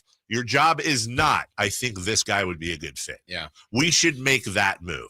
I like this. You're not qualified. I'm not qualified. You're not qualified. We are probably more qualified than he is to make and I'm saying that with no sense of irony whatsoever. Covered this team a lot longer. We have been ensconced in basketball our whole lives, and we're nowhere. And to be clear, we're nowhere near qualified to make inside basketball moves. So if we're not qualified, we're more qualified than he's qualified. No voice.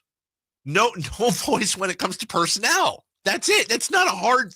It might be a hard thing, but I don't think that's asking too much. Yeah, it makes me wonder over the years that, we've heard of some things that maybe were more at his recommendations. Mm-hmm. I wonder how many times he's hit. I think he has hit. I think he has. I'm too. sure he's hit. And that probably. Absolutely. for someone that's been successful at anything, it's like, yeah, remember, I was the one that said this idea or this idea. That's or right. My business or here. Like I said, let's draft that guy. That's I right. said, let's hire this guy. I said, let's trade for that guy. And the ones that work, I wonder if that builds some other confidence along the way that even when there's missteps, because every GM, if they had full right to do all the moves, hits and misses too. Yes. No, So I it's think interesting. you're 100% right. Guarantee you he's hit. And oh, by the way, the one thing people want to be pissed at Vivek the most at over the years is the one thing that's completely not true. He wanted to draft Luka Doncic. People really, and I get it, they really wanted to believe that he was the voice that wanted Marvin Bagley. Do you not remember the dinner picture? He wanted Luka Doncic. He was overruled, or at least was convinced other. I don't know how it went. He wanted him. That would have been a huge hit. There have been other things, huge hits. So again, now I'm feeling like I'm defending him. No, it's fair. Totally fair. So if you're the owner and I will be supportive. Yes. I think my voice should be heard. They heard me. They didn't listen to me. That's okay. They picked someone else. I'll go. Let's go with Bagley. Yes. And then you went, that's one of the worst moves that's ever happened for this organization. And I wanted the other thing. Yeah. Yeah. It's going to build a little confidence, a little more aggression. Yeah. In you. And I'm trying to put me in you. No, there totally. because Totally. It's easier to say, like, what are you doing? Write the checks, be supportive. That's right. Be there, but not there. Right. And let people do their job. It's like, and that one's the easiest. Sure. one. But I'm sure there's 5 others. I'm just guessing. Right. Well, I would say this. But there's also been misses. I'm not trying to say like, hey, Right. everything he's done has been. Sure. No, totally. Well, remember, what was it, a couple years ago, Whit Grusbeck, the former owner of the Boston Celtics, when that story came out about how he was a big voice in the room and involved? I don't either. Yeah. What about Peter Holt of the Spurs? Right. You go from the Spurs have an owner. And could you pick him out of the lineup? Could you, if I played his voice and it was and he had a 1 in 3 shot, you'd probably still get it wrong. The best, by the way, for all the stuff that went on with Seattle, what's his face? Clay Bennett. You heard anything from him? Anything. Nothing. Here's what you'd hear from Mark Cuban, Jeannie Buss at the best. So yeah, it's easier Matt Ishbia. Exactly. Thank you. So yeah, guess what, Jason? I say this with full confidence. And by the way, I apply this to a lot of our audience, people in our YouTube chat right now. If you and I were the general managers of the Sacramento Kings for the last 10 years, we would 100% have at least 1 to 3 to more really good moves, whether it's draft picks or whether it's trades. 100%. Doesn't mean we're a GM. Doesn't mean we're a GM. Right. Means we backed into doing something right. Yeehaw, I was right about that one. Doesn't make me a general manager. And by the way, Sam Presti's had some bad moves. He's had some bad picks. He's a GM because the body of work. And in my opinion, until it changes, Scott Perry era begins. We'll continue that. Why did he return? And also, how about a post-mortem final just to kind of underscore what's been going on the Tyrese Halliburton and De'Aaron Fox. What do we get for them now that it's all said and done with both of them? Where are we at right now with that? Where do those moves get us? We'll talk about it next. Breaking: the Sacramento Kings and Scott Perry have finalized a deal for him to become the next GM of the Kings. Keep it here for up-to-date breaking Sacramento Kings news. Sacktown Sports 1140. Online, easy way to get life insurance in 10 minutes. Ethos has rates that you can afford, like a $500,000 policy for a 40-year-old male starting at $1 a day or $30 a month with a few health questions and no medical exam. Get your free quote right now at checkethos.com. That's checkethos.com. Not available in all states. Rates do vary. Some people just know they could save hundreds on car insurance by checking Allstate first. Like to check for your wallet first before hitting the drive-thru. $6. Sorry, forgot my wallet. I have change, though. Here's 40 cents, another 40. Ooh, a bicentennial. What's that? Oh, gosh. Checking first is smart. So check Allstate first for a quote that could save you hundreds. You're in good hands with Allstate. Savings vary. Subject to terms, conditions, and availability. Allstate Fire and Casualty Insurance Company and affiliates, Northbrook, Illinois. It's Carmichael Dave talking to you about my good friends at American Energy. You're in the Sacramento area. You know how the seasons work. They are a-changing right now. So American Energy wants to help you stay warm for the rest of the cold season, but help you stay cool during the warm season. Best way to do that, make sure your system is operating safely. So right now is the time to take advantage of half off a tune-up, $24.50. They cut that right in half, and if you want a diagnostic, guess what? You can't beat free. If it's free, it's me, and now it can be you. And also, it's the end of the season blowout. $4,000 off a new system plus any rebates. That $4,000, that's a direct drop from the sticker price. It's a great deal. Check them out at theaeway.com or an instant quote, or give them a call at 916-520-9990. That's 916-520-9990. Tell them your good buddy Carmichael Dave sent you. Call 916-520-9990 now. Go from daydreamer to industry leader with Amazon Business. From office supplies to IT essentials, Amazon Business provides tools that help you save costs and make insight-based decisions. Learn how to bring your visions to life at AmazonBusiness.com. Get one free set of brake pads when you buy 2 brake rotors. Visit O'Reilly Auto Parts. Offer in-store only. Restrictions apply. See store for details. O'Reilly Auto Parts. Barbecue season is back. Hey, it's Ellen. And this is Sarah Beth. And a little thing we love about the Chick-fil-A Smokehouse Barbecue Bacon Sandwich is that zesty barbecue sauce. I love that it was a little sweet, a little tangy, and with the mac and cheese. I feel like I tasted the brown sugar bacon first. It was the absolute best combination. Pro tip, 3 sandwiches are always better than 1. Order the Smokehouse Barbecue Bacon Sandwich and a Coca-Cola on the Chick-fil-A app for a limited time. Real guests paid for their testimonials. If you're 55 and up, T-Mobile has plans built just for you. 2 lines of unlimited for just $30 a line. That's a 45% savings compared to Verizon and AT&T. But don't just take our word for it. It's not just the savings that are great with our T-Mobile plan. There's all this value from all these other things that T-Mobile offers. T-Mobile has been such a savings for us. We love it. Switch today and get 2 free 5G phones like the Motorola Edge with turbo power charging that gives you power for the day in just 15 minutes. And customers 55 and up can get 2 lines of talk, text, and data for only $30 a line. Go to T-Mobile.com/55 to learn more. With 24 monthly bill credits and 2 new lines with autopay for well-qualified customers, plus taxes, fees, and $35 per line connection charge. Credits end and balance due if you pay off early or cancel. Contact us, plus $5 per line without autopay. Debit or bank account required. 45% off 2 lines versus AT&T Starter and Verizon Welcome. Plan benefits vary. See details at T-Mobile.com. Motorola Edge requires 68-watt charger. Chargers sold separately. Actual performance will vary based on usage and configuration. KHTK HD1 Sacramento, KYMX HD3 Sacramento. From the Power Business Technology Toshiba Studios. Sacktown Sports, 1140. The Carmichael Dave Show. He's on the microphone when he's not on the microphone. He's playing a song, and when he's not playing a song, he's on the microphone, and then boom, with Jason Ross. No, he didn't. Yes, he did. Call or text at 916-339-1140. It's the Carmichael Dave Show with Jason Ross on Sacktown Sports.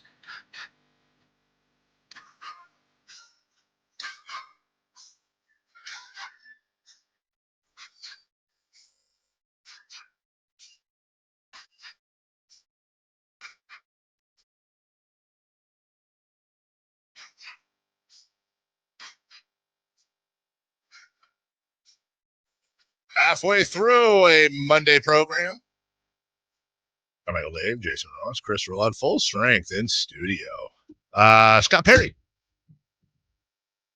I had the same problem when he was here last time.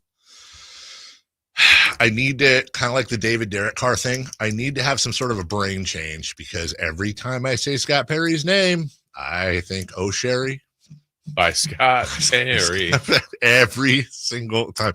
He is 100% not the lead singer of Journey. That is Steve Perry. Scott Perry is the GM of the Sacramento Kings. Why do you think he came back, Jason Ross?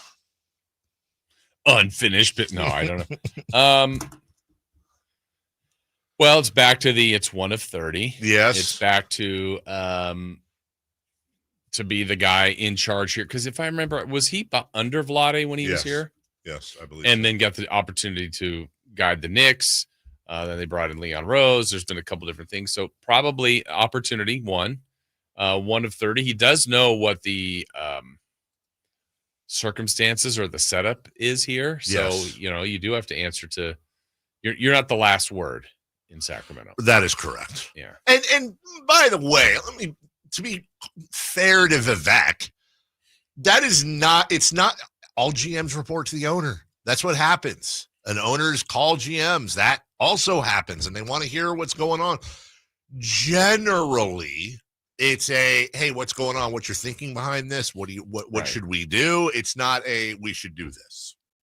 I think we should do that. Yeah. Let's go ahead and move on that. Scott Perry was with the Kings in 2017. Originally hired as vice president of basketball operations in April, assisting Vlade in day-to-day operations. He was part of the front office that drafted De'Aaron Fox. Number 5. I hate stuff like this, too, because it's like crediting Monty for Tyrese Halliburton. Like, on one hand, you drafted the guy. On the other hand, it's like, well, yeah, I would have drafted him. You would have drafted him. There was no doubt De'Aaron Fox was a pick at 5. He should have been the pick at 4. The Suns screwed up with Josh Jackson. But, and it's like Tyrese Halliburton. I give him credit.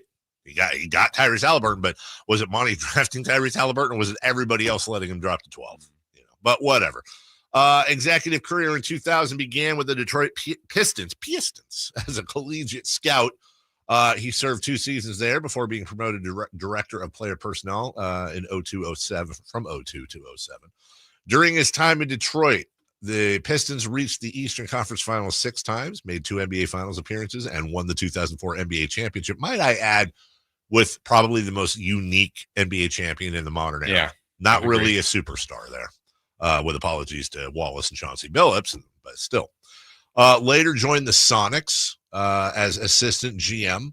The franchise drafted Kevin Durant with the number 2 pick in the 07 draft while he was in the front office under a very young Sam Presti. Was hired by the Orlando Magic in June 2012 as VP and assistant GM, which he held until the Kings in 2017. He was a head coach at Eastern Kentucky University for 3 years, 9 years as an assistant coach at the University of Michigan, Cal, and Detroit Mercy. So he obviously has an understanding of basketball from both a player and an executive point of view, which I like. I like that. That always helps that you can speak both jock and an owner, I guess, at the same time. I think there is a question as to why was he not really in basketball. Mm-hmm. It's like, well, if you're that good, why are you not? But sometimes guys are on the periphery. Yeah. And the other part I've wondered about, I would say almost universally when he was here the first time, although it was brief, and what others had said when he left and is coming back, that he's pretty universally respected. Mm-hmm. So that kind of thing, you wonder, how can he utilize that for his advantage? Because if people like you, trust you, respect you, that's a good thing. And you hope that conversations, I don't know that any conversations have been missed out on. But, there's a little bit of work to be done to agents, to players on the reputation of this organization. It's not awful, but it's not very good. And you just read it. They're the only team in the last, 13 years that's been to the playoffs just once. So there's been other bad teams in that run. But the fact that they've all been to the playoffs multiple times. Kings are the only one that haven't. Yeah. And it's really, we can go further than that. It's once in 19 seasons. When Scott Perry was last in the NBA, he was with the Knicks, and Leon Rose arrived as team president, brought his own advisors. He kept Scott Perry there in place, signed him to a contract extension in July of 2021. But Perry's voice diminished with time as William Wesley, who is maybe the most connected guy in the NBA, along with Garrison Rosas, who joined as senior basketball consultant, took more of a prominent role, and the Knicks got more successful in recent years. The team traded for Cam Reddish and then discarded him in a deal a year later. The blame was put on Scott Perry for that one. But in the end, that deal brought Josh Hart to New York. So it's a mixed bag. There's no question the man is respected and connected. There's no question there. The track record's kind of a mixed bag. And again, we talk about the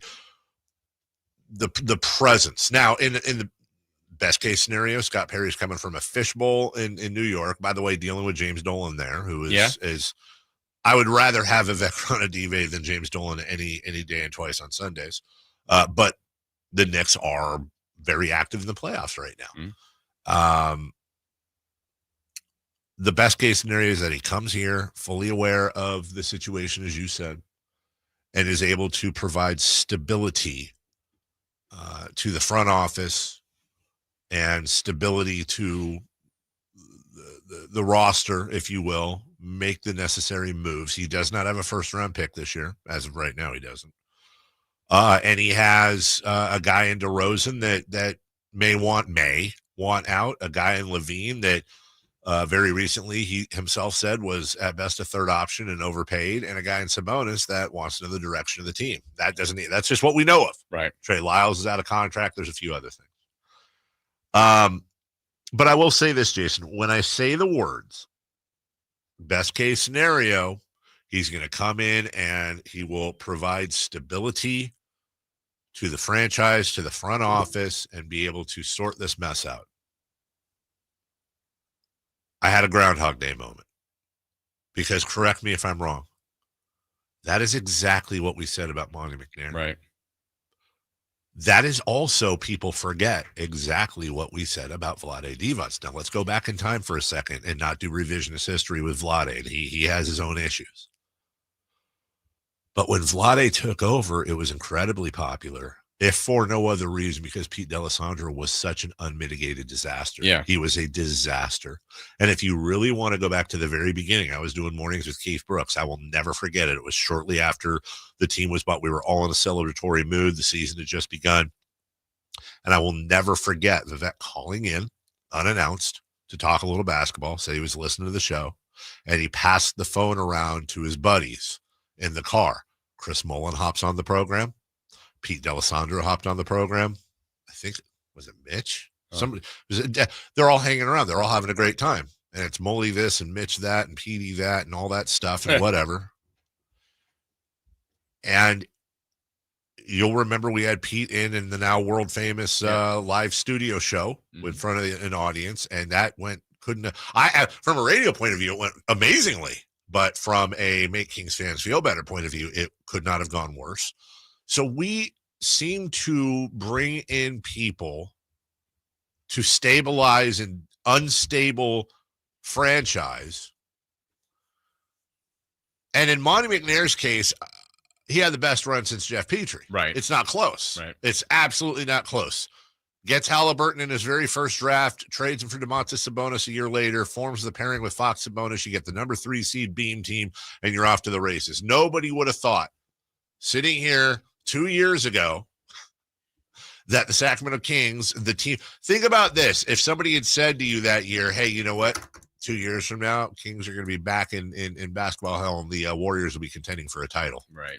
It was all about passing the baton, passing the torch. Yeah. But I think that's indicative of what's happened before. Even if this team is able to find a little bit of success in a vacuum, they will then immediately do anything they can to sabotage that success, because I don't think, Jason, you can correct me if you feel differently, I don't know that if the Kings were trying to sabotage everything from the Beam team back to here, that they could have done a better job. It's been that quick of a fall. Right. And now you're bringing in Scott Perry to do it. But, hey, Scott, here you go. Here's what we're handing you. You have no first-round draft pick. You have one of the top 5 worst contracts in the NBA. Your other highest paid player may want out, and there's serious questions about whether or not he can perform in the playoffs. Oh, by the way, his value is, he's not Hassan Whiteside, but the term empty calories is going around quite a bit with Domantas Sabonis, and I'm not here to fight that battle as much as I used to be. It's not empty calories. He's a great player, but let's put it this way. His value on a return is not Tyrese Halliburton. It ain't.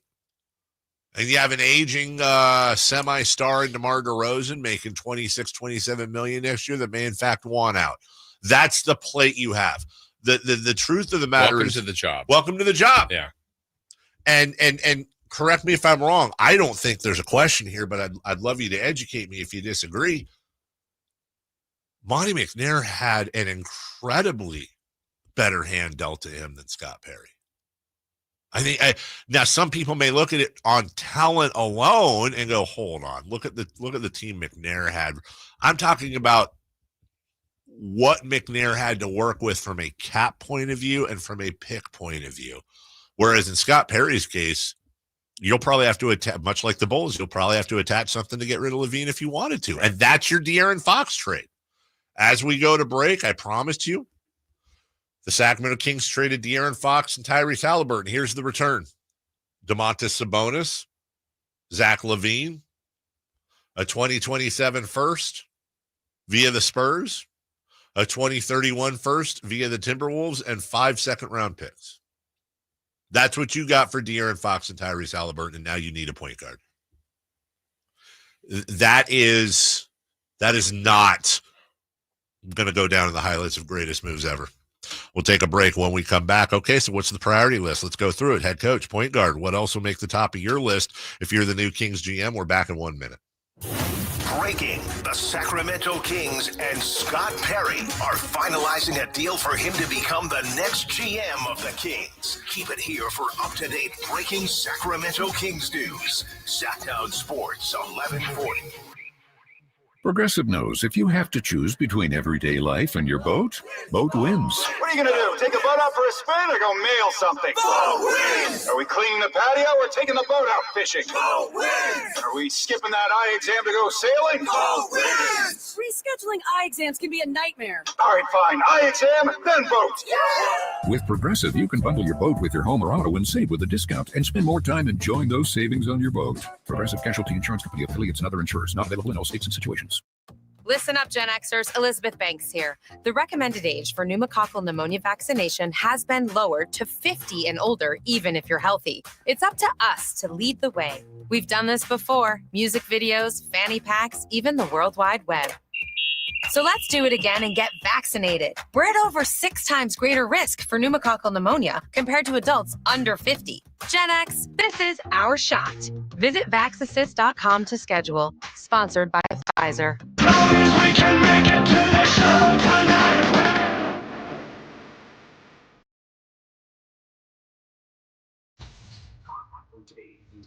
Sources, and he just kind of tells it as it is and gets to the point. Jason Ross. He has a lot of pretty smart things to say. He's good at what he does. On Sacktown Sports.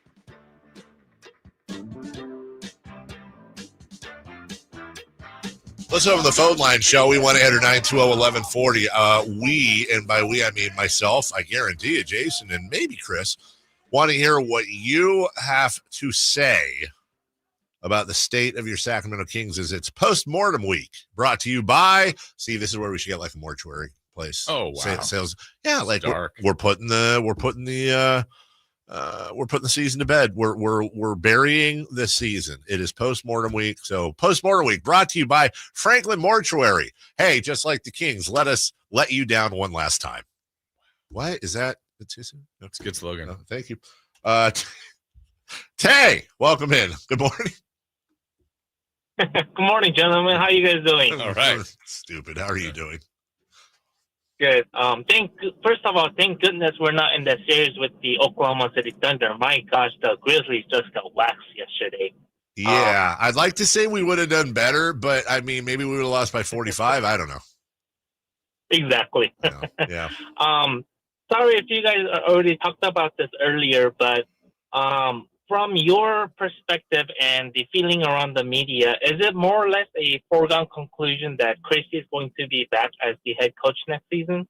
I don't know about foregone conclusion, but I would lay pretty serious odds on it. I think they would have let Christie go shortly after Monty or done it together to signal a full clear out. Now, you could argue that they wanted to hire the new GM and get him in place and then say, hey, do what you want to do. I'm just, let's see how it plays out. But my guess is that one of the conditions of Scott Perry being here, or he acquiesced, however you want to put it so you can tell the story, is that Doug will be here. If you want the job, Doug's going to be your coach next year. I think there's also some contractual issues. So it may not be that Doug signed to a 2, 3, 4 year deal. We might be going into next season. I wouldn't put it past this club to go into next season being on a 1 year and prove it deal, which is super good for stability. But I would bet that Doug would be the coach next year. I just think there's much better candidates out there, like the assistant coaches, like Terry Stotts, Jeff Van Gundy. That's obviously way more qualified than Doug. And to be honest, signing Doug, I think this team is going to take a step back. In my opinion, I don't think he has the experience right now. So I just hope Perry has all the freedom in the world to choose his head coach, because knowing the basketball mind of Perry, I don't think Doug Christie is even near one of his top candidates. Obviously, if that was the condition given by Vivek, his hands might be tied. But I just want a more experienced coach to kind of take us out of this pothole that we're in. So, all right, thank you, buddy. Thank you. I mean, I get it. Yeah. I like I said, I'm not, and I don't know that you are, wear it on our foreheads. It's very tough to analyze Doug Christie because there's definitely a personal connection, but I don't want to condescend to the man either. I feel like it's disrespect. Hey, you're a good guy. I also don't know if he's a good coach. Mm-hmm. I just don't. I think he was given about his most difficult situation. Yes. I think we could all agree on that. But yeah, I think he did a good job. He did. And so with a full camp, full off season, but you're as good as your ingredients, your roster, your assistant coaches, just the whole setup. So he had a tough spot, but he did do a good job of kind of restoring the season, getting it back on track. But ultimately at the end, they just weren't good enough. To be honest with you, the biggest part of me that wants him fired is because I don't want him tainted with the stink of this franchise like every other legend has. Right. I don't want one thing I ask you, please don't do to Doug what you did to Vlade. I'm sorry. You guys, we didn't do that to Vlade. What I mean is I don't want Doug's legend tarnished by his Kings tenure as an executive or a coach. As Vlade's tenure was tarnished or legend was tarnished in the same way. It wasn't the fault of the fans whatsoever. Edward, go ahead. You're on with Jason and Dave. Yeah, I have a reason for asking this, but do we know if Scott Perry's discussing a 3-year or 5-year contract? With himself, for himself? Yeah. I have absolutely no clarity on his contract, but I will tell you this, almost certainly it's a 3-year deal with a 3rd-year team option, or a 4-year deal, or a 3-year deal with a 4th-year team option. It's generally how it goes. Well, that is the way they've been doing it. But when I look at this hire, Scott Perry's 61, so this is likely his last job. The picks that we got come in later years. He has no pick this year. It argues strongly for more than a 3-year deal if you really want this guy. And let's remember, Angeli is the next down the line general manager. She's going to learn from someone. It's probably going to be Scott Perry. So if they give him a 5-year deal, I'll feel a lot better than if they give him a 3-year deal. Well, actually, I mean, I get that. Yeah. Can I say something about the first off? I still don't know how real the Angeli stuff is, and I purposely try to stay away from it because it's just it's too sensitive even for me. I don't want to. I ain't trying to mess with anyone's family. I will. Can I say one thing? Sock and Kings just won the championship.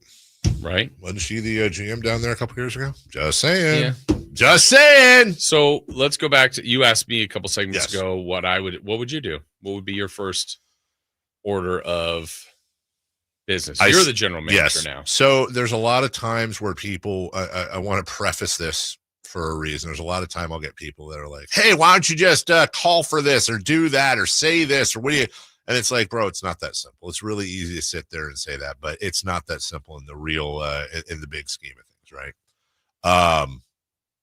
Oh, son of a, sorry.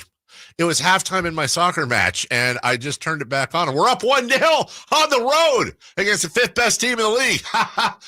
Okay, nobody cares, but I do. So I'm just thank you. Okay, so I say that with full understanding, and I'm going to explain why.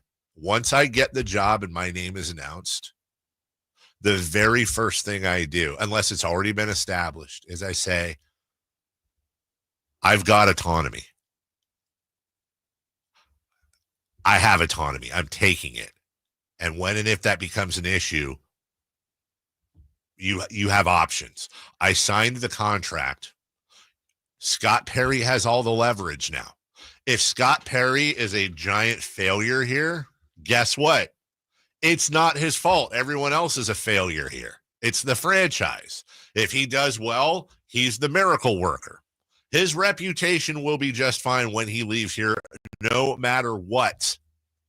And I also know that the only way I can be successful here is if I have autonomy. So I have, as Scott Perry, all of the leverage. I have 3 years of guaranteed money coming, and you can't fire me right now. You look even stupider. So that's the first thing I do is I say, guys, let me do the job. I'm going to do the job. Yeah. And if that's, I don't care if that's a problem. So the first thing I do is announce my presence with authority, just like Nuke Lelouch always wanted to do. And I let everybody know, and in a respectful way, right, guys, I got it. The next thing I do is I kind of what you said. I have meetings with all my top guys. Here's what I'm planning on doing. Do you want to be here? Because if you don't want to be here, I'm gonna help you, and not in a you better like it or you have to go. Just like legitimately, do you want to be here? Because if you don't, I don't want wishy-washy next year. I can't have that. Okay.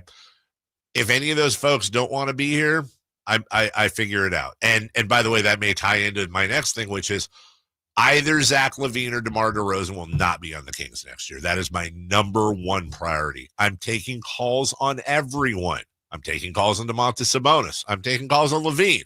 If I can trade out LaVine, I'm probably doing it. I don't care that admits failure. I wasn't at the franchise before, and I don't care about admitting failure. I care about building a contender. By the way, I'm also taking calls on Keon Ellis, Devin Carter, and Keegan Murray. Now, I agree with you. Those three are that I would agree with you. That is the young building block foundation. What I'm saying is you and I both know other GMs get paid too. They also know that they are good up and coming youngsters that have a lot of potential that are on team friendly contracts. Right. So I'm not saying to anybody, to quote the old George Karl here, nobody is untouchable. Literally nobody on the team is untouchable. And if you want to come in and you want to make a move that I think improves this team in the long term, yes. And then I'm printing a big flipping sign in calligraphy, and I'm having it in gold and or in purple and whatever the hell, and I'm putting it right above where basketball ops is. Short-term pain, long-term gain, because that to me is the ethos that this franchise needs to be thinking right now. Guys, there are no shortcuts. We're done going out and getting players because they're good. He scored 30. I want him on the team. He'd be great scoring 30 for me. No. We're going to get ourselves in a core player, a leader. We're going to identify that somehow, and then we are going to complement that player with other complementary pieces that complement each other. It's going to be a complement franchise.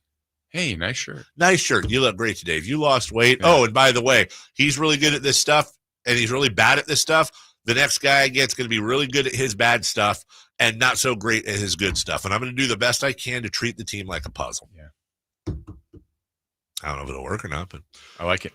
NBA awards, the finalists are announced.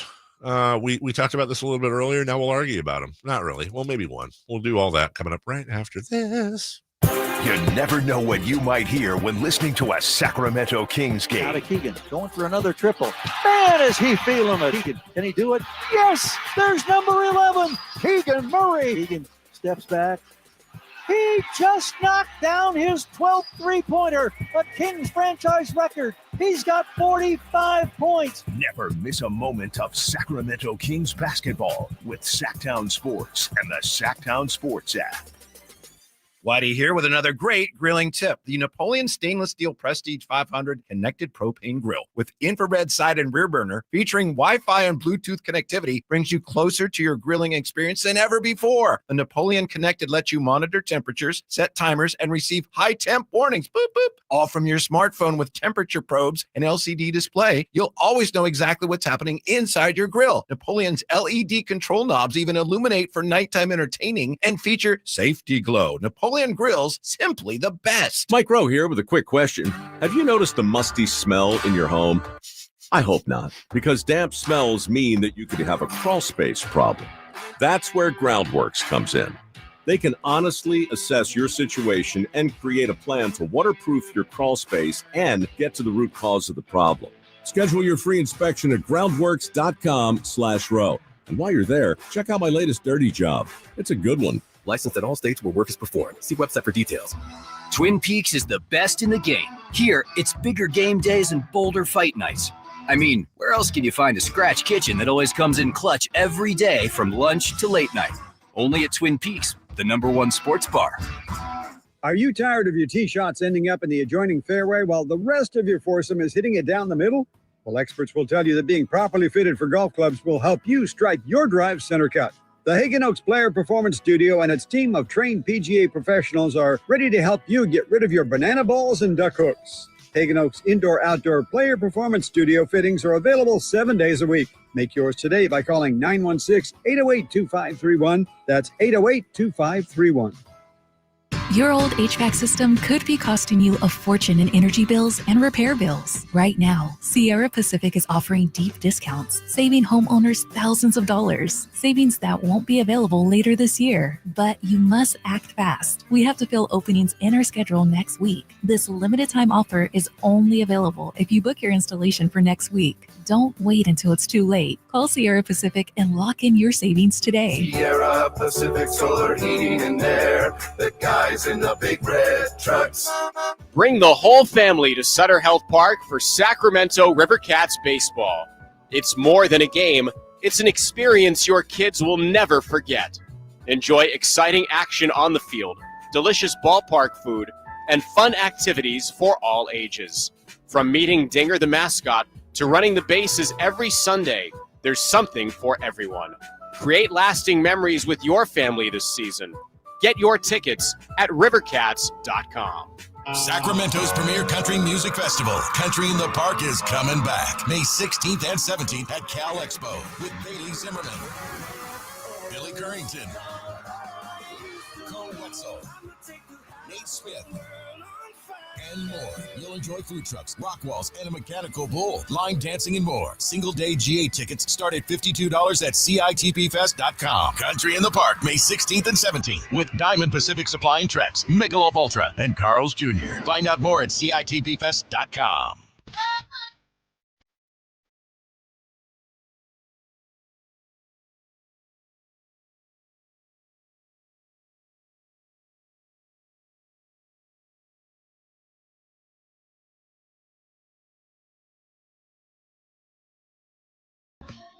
The Carmichael Dave Show with Jason Ross. Call or text at 916-339-1140. On Sacktown Sports. Well, there's your equalizer in the 74th minute for Stockport. 1-1 now. Huddersfield was looking for the upset. Chris, your thoughts? Tough game. Yeah, tough game. You got it. Tough match. Yeah, that's right. Tough match. I also have trouble saying pound or pounds. Sometimes it's like, oh, he spent 1,000 pound. But then I always thought it was pounds, but there is a difference. I don't know. Separate the wheat from the chaff, they say. Huh? Yeah, I don't know, dude. I don't know what the hell. Talk normal. Here's what I know. We won the war. Yeah. Talk like us. Yeah. Talk like famously lost the last war. That's a kind of a draw. Oh, that's your opinion.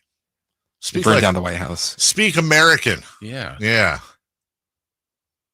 Yeah. Well, so do we get it? Okay, burnt down the White House. Do we get any credit for the whole helped them out in World War II thing? Any they had a couple things burned down then. I think if it wasn't for the old U.S. of A. Right. I think the Russians still are deserve a lot of credit. Yeah, but they kind of switched. They switched it up. Let's be honest. They're like the team going for the guy going for the Warriors earlier.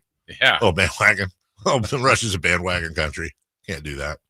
NBA awards finalists announced. You and I agree on Kenny Atkinson, correct? If I remember correctly. Props to JB Bickerstaff and Ime Udoka, former Sacramento King. Defensive Player of the Year. We kind of say disagree. I mean, we each had different picks. I think it'll be Daniels because of his specialty.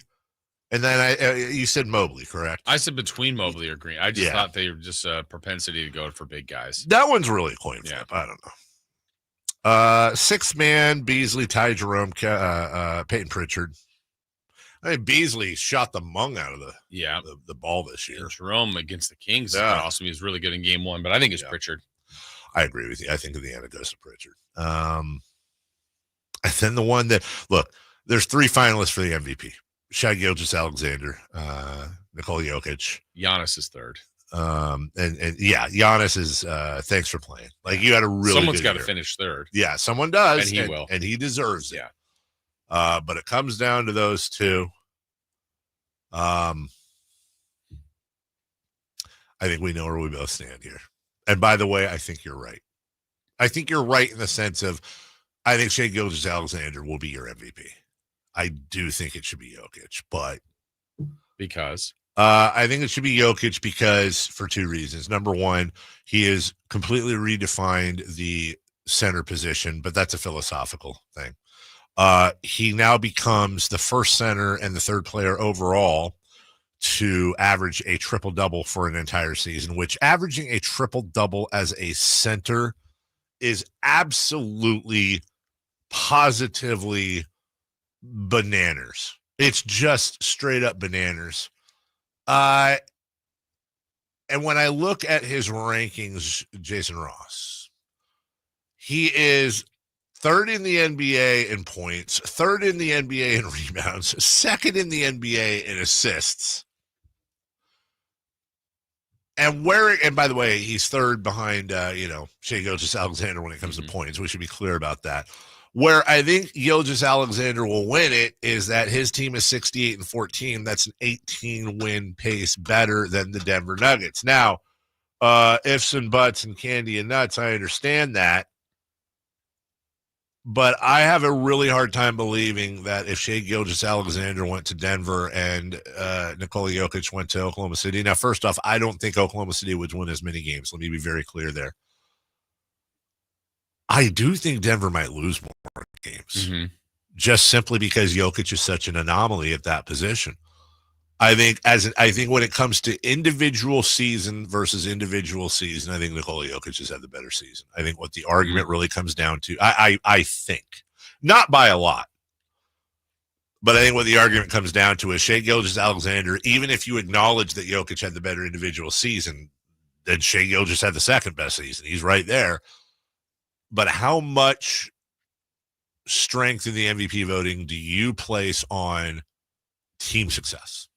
I think there's a lot. I think there's a ton of that. I don't know if there should be as much as there is, but I think they do that a ton.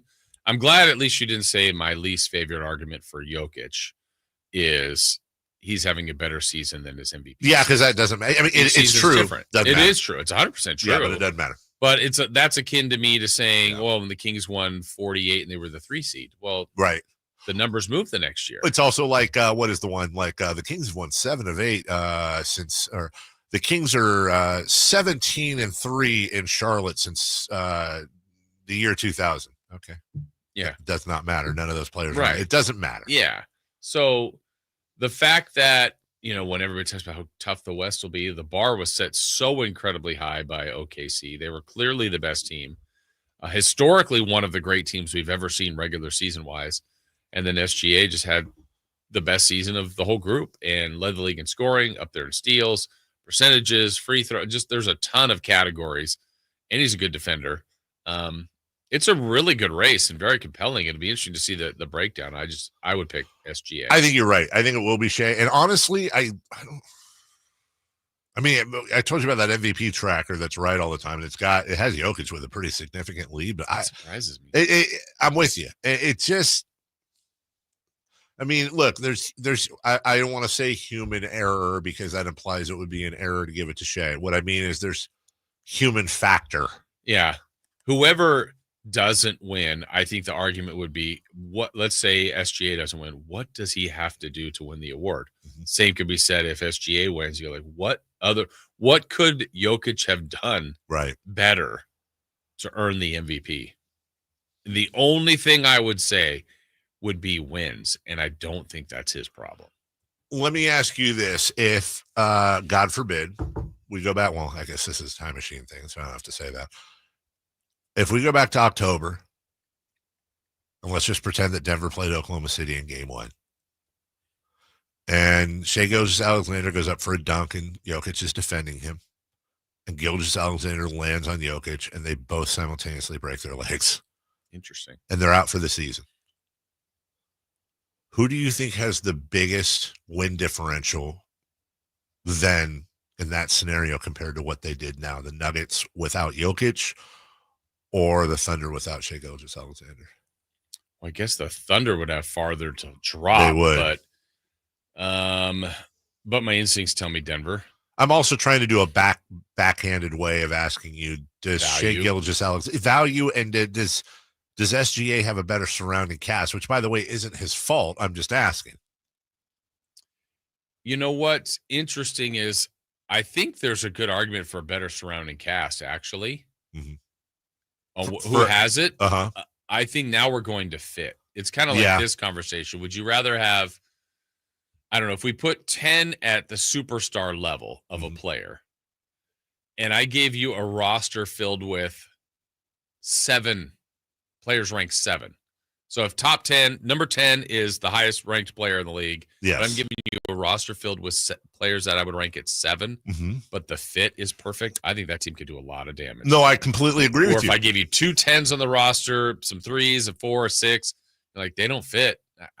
That team will win on some games on talent. Yes. On the high level and talent, but I'd rather fit. This is the conversation we've had about the Kings versus the Thunder. This is a different way of having it. You could make an argument that the Kings number for number are right around the same as the Thunder. Well, Zach LaVine versus this guy, but there's nowhere even close to fit. And there's the difference. We also need a sponsor for this. It's time for the Chris Guerrero YouTube chat comment of the day. Chris says, "Oh, I'm bigger than everyone else. I could score a triple-double. I want to see a 6'2" guy do that." Michael Jordan averaged a triple-double in the 88-89 season. Now, I know Chris's IQ can freeze water, and I say that with love, but I even went and checked.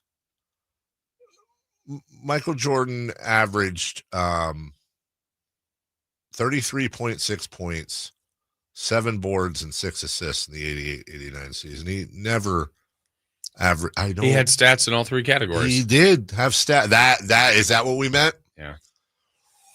I don't know what world Chris lives in sometimes. I mean, I can kind of understand it, but I sometimes I just wonder if it's 72 and sunny. I don't know what his world is. We'll take a break. When we come back, sorry. Okay, we almost scored. When we come back, I'm not distracted. Who's hot, who's not, and let's go streaking right after this. Stay up to date on Sacramento sports. Join the Sacktown Sports 1140 newsletter. Visit sacktownsports.com. How can you free your team from time-consuming office tasks? Amazon Business. Smart business buying tools enable buyers to find and purchase items fast so they can focus on strategy and growth. Free up your team and focus on your future. Learn more at amazonbusiness.com. Whether you're shaping up a small yard or tackling serious acreage, Steel, walk-behind, zero-turn, and stand-on mowers are built to get the job done. Shop online or at your local Steel dealer. Steel, let's go mow. Available at participating dealers. Ooh, ma. What was that? That is business phone bliss with the Ooma Cloud phone system. It handles all our voice, video, and messaging needs. You sound very calm. I am. Ooma has everything I need to run my business more efficiently, like virtual receptionist, call routing, and video conferencing. And it starts at just $19.95 per month per user, plus taxes and fees. Ooma. Nice. Find your business comm at ooma.com/radio. Spring has sprung, and now is the best time to spruce up your home. Between spring cleaning and evaluating your home, it is the perfect time to reach out to the folks at the Overhead Door Company of Sacramento. Jason Ross here, and I'm so glad we did. We reached out, and we're now about a month in to our brand new garage doors. Now, first off, we improved our curb appeal. They look great, and it's one of the first things people notice when they approach your home. A new, modern, stylish garage door can improve the overall appearance of your home, just like it did for us. Also, how about this for a nice benefit? The return of investment. A new garage door is high on the return of investment home improvement project list. It's one of the more cost-effective upgrades you can make to improve your home's value. Hey, see for yourself. Check out their products. Go to the showroom at 6756 Franklin Boulevard and ask about the Sacktown Sports Special. Overhead Door Company of Sacramento, the genuine, the original overhead door. Always look for the red ribbon logo. I'm ready. Let me just grab my bag. Sweatpants, huh? Didn't know we were keeping it casual this month. Yeah, I feel bloated every now and then. You have to try new Align 3-in-1 Biotic Gummies. They have prebiotics to nourish good bacteria, probiotics to help relieve occasional bloating, and postbiotics for immune support. All that in one gummy? Yep. So no sweatpants next time? Not anymore. Align 3-in-1 Biotic Gummies for gut health support. These statements have not been evaluated by the Food and Drug Administration. This product is not intended to diagnose, treat, cure, or prevent any disease. Wesley Financial Group is not a law firm. Are you a victim of the timeshare trap and think there's no way out? I'm Chuck McDowell, founder of Wesley Financial Group, the original timeshare cancellation expert. And I'm here to tell you that there is a way out. All you need to do is give my office a call. I will send you a timeshare exit information kit absolutely free, explaining how the timeshare industry works and your options for cancellation. Call Wesley now for your free info kit. 800-848-1331. That's 800-848-1331. You've heard the saying, penny wise, pound foolish, right? It means you do something that will save you a little bit right now, just pennies, but that ends up costing you pounds in the end. People put off tuning up their furnace because they don't want to take the time or spend the money to get it done. But it only takes 90 minutes and costs just $87, which is just pennies compared to the huge problems and expenses that can rack up if you don't get your furnace tuned up. You'll also save money on your energy bills, and your system will last longer. So don't be penny wise and pound foolish. Call Bell Brothers for a precision tune-up and professional cleaning today. Our number is 916-444-1234 or find us online at thenosurpriseguys.com. The No Surprise Guys, Bell Brothers. What's hot and what's not. Brought to you by American Energy Heat and Air, making the uncomfortable comfortable. Head to AmericanEnergyAir.com to find out more. What's hot? Yeah, hot. Real hot. And what's not? It's not good. Brought to you by American Energy Heating and Air, Sacramento's complete heating and cooling company, and second opinion partner.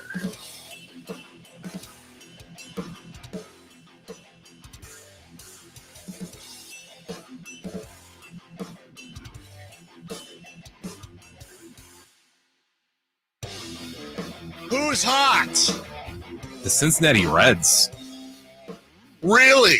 Over the weekend, they beat the Orioles 24-2. It's the first time the Reds have scored 24 runs in a game since. You tell us. We know, but I want to know if you know. May 19th, 1999. Remember that? I do. Yeah. It was a warm day. Mark Whitten. No. Wait, for the Reds? 99. Yeah, Junior wasn't on the Reds then, was he? No, I don't think so. Barry Larkin. Yeah. Yeah. What was the date again, Chris? It was Reds and who? May 19th, 1999. Versus who again? I don't know. Oh, May 19th, 1999 box score. Let's just see. Let's have fun with this, Jason, shall we? It was against the Rockies. Shocking. Barry Larkin, 2 for 5 with 3 runs. What makes Crystal Geyser hold on. Alpine Spring Sorry. Water unique? I don't know and I don't care. Mike Cameron, 3 for 6 with 3 runs. Oh, but the big bat of the day goes to we should have gotten this. What position? Okay. Oh. I will tell you this before I tell you, because I don't want to do the hindsight thing. I would have not gotten it, and then I would have been really pissed when you told me. Okay? First base. And I do have a hint ready for you that will probably give it away, but I do have one. Joey Votto. Joey Votto is incorrect. Hal Morris. That's a hell of a guess. No. Hell of a guess. That is a hell of a guess. But no, you are incorrect. But that is a really, really, really good guess. I think he's going to get it. Adam Dunn? No, he's not going to get it. No, not Adam Dunn. Adam Dunn was not in the lineup, nor do I think he was playing. No. Just let me know when you want the hint. I want the hint.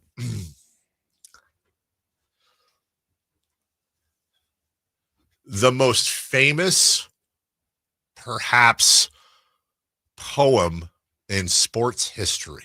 Oh. Do you have it? Yeah. Okay. And it's a baseball poem. That didn't help me. No? Wow. I'll give you a hint. Took place in Mudville. The subject was mighty.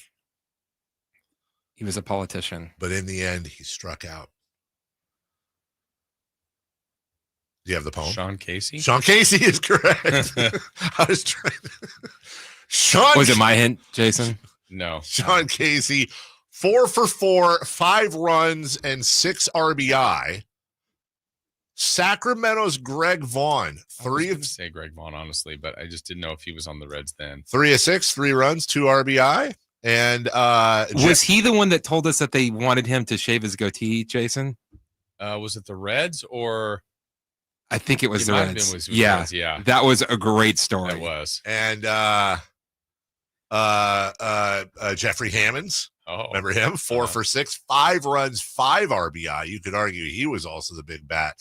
And then finally, at catcher, Brian Johnson, the Giants.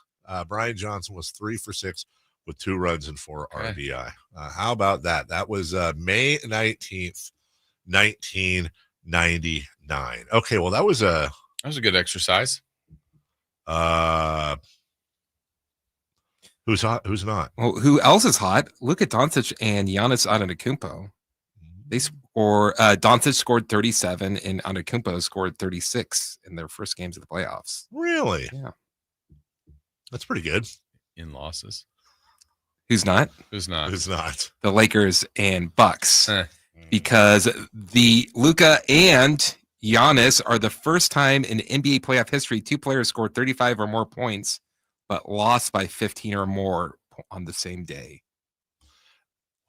Also, can I say that I want to ask you guys something? I at this point, like I said, I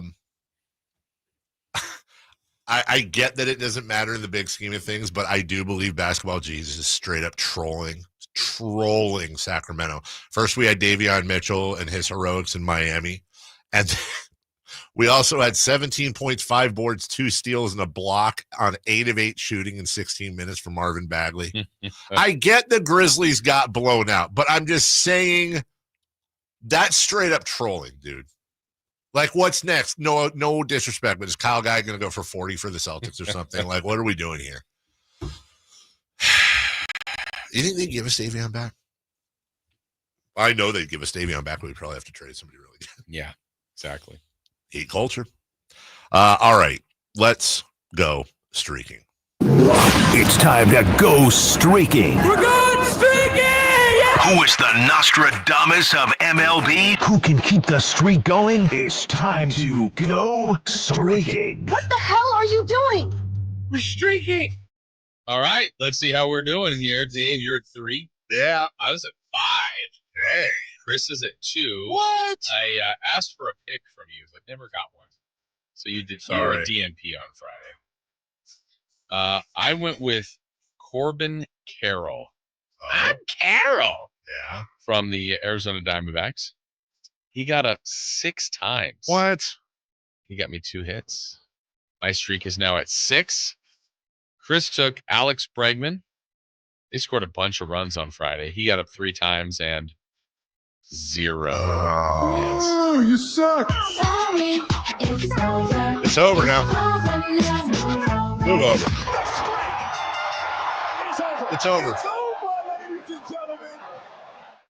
So, Dave, you're 3. I'm 6. Chris is at 0. A few less teams playing today.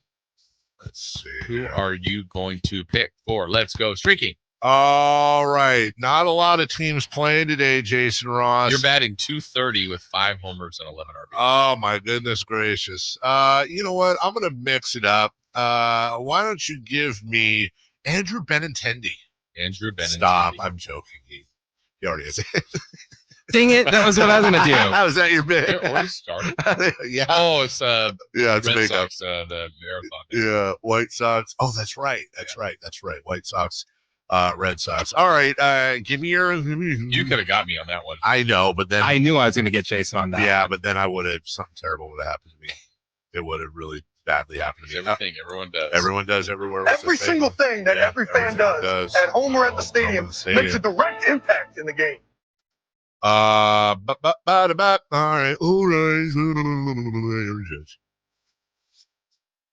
the way you did that. Chris, do you want to give me your White Sox or Red Sox that you're picking? That's where you're going to hit? No, because Wait, what? hey, cheating. I'll take Castellanos. Yeah. Hey, atta kid. I don't know why I feel weird. I'd already written it in, but I had Judge as well. Don't give me booties, Dave. No, yeah, don't give Every me. single thing that every fan does at home or at the stadium makes a direct impact in the game. Okay. All rise. Let's do it. All Here, right. Judge. Oh, wow. Really? You're going for convinced. I'd already wow. written it down. I got to stick with it. Okay. Well, in the dying seconds, Stockport has come back off a penalty kick, and they are going to win 2-1. Red card issue. They're playing 10-11, and the playoff 2-0 run. March. Yeah, they're on a 2-0 run. Playoff March. It's, as Bill Rafter would say, it's over. Onions. That's not good. Just not it. No, it's Damn not. it. Man, that is just. At least the fans will take it. They'll be fine. I hope they hit you up on social media. Tell you, Yeah. good job, good effort. I don't think they know if I want to be even on social media. Probably. Wait, no, they do. We'll take a break when we come back. We'll have a better year next year. Western Conference playoff recap, followed by an Eastern Conference playoff recap, and I got a special treat for you guys. We'll do that next. On the move? Got somewhere to be? Take Sacramento Kings basketball with you. The Sacktown Sports app will let you stay connected to your passion. Never miss a moment of Sacramento Kings basketball with the Sacktown Sports app. Do you have an invention idea but don't know what to do next? Call InventHelp now for free information on how to get started today. InventHelp provides invention services that help everyday inventors get started with their idea.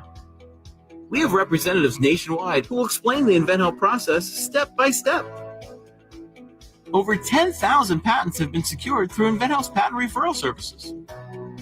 Our services include professional materials needed to showcase your invention, and 3D animation and prototype modeling that help you demonstrate your idea. Get down to the details of your idea with a technical drawing. The InventHelp Data Bank includes thousands of companies who have agreed to review new ideas. We've been helping inventors since 1984. Let's help you next. Take advantage of the opportunity to get started today. Call 1-800-217-4380. That's 1-800-217-4380. Again, 1-800-217-4380. Postseason dunks, threes, buzzer beaters. There's so much NBA happening. I gotta keep up. Whoa, take it easy there. There's a better way to NBA.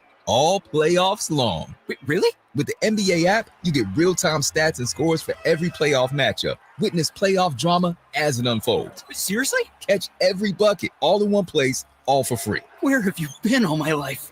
There's a better way to NBA. Download the app today. Available on the Google Play, Apple app, and Android stores. Hey, Green Gobbler here. So you've got a clogged drain in your bathroom. Water in the sink's overstaying its welcome. You're spitting today's toothpaste on top of yesterday's toothpaste. You hope that it go away. Yeah, clogs don't just go away. I make them go away. I'm Green Gobbler, the only clog dissolver you need. I'm bleach-free, safe for your pipes, and I work. Guaranteed or your money back. Because I never met a clog that was going to unclog itself.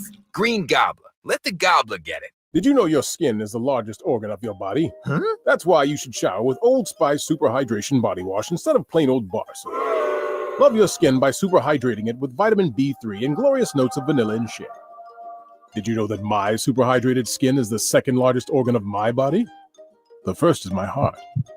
Old Spice. Men have skin too. Old Spice Super Hydration Body Wash. 24/7 renewing moisture.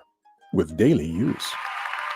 Finally, an easy way to find home improvement contractors. Just visit subcontractorsunited.com and simplify your search for home services professionals. From cabinets to windows, roofing to plumbing, Subcontractors United is an easy, simple way to find and hire a home improvement contractor. And you never have to give up personal information. So no harassing phone calls like you get from those other websites.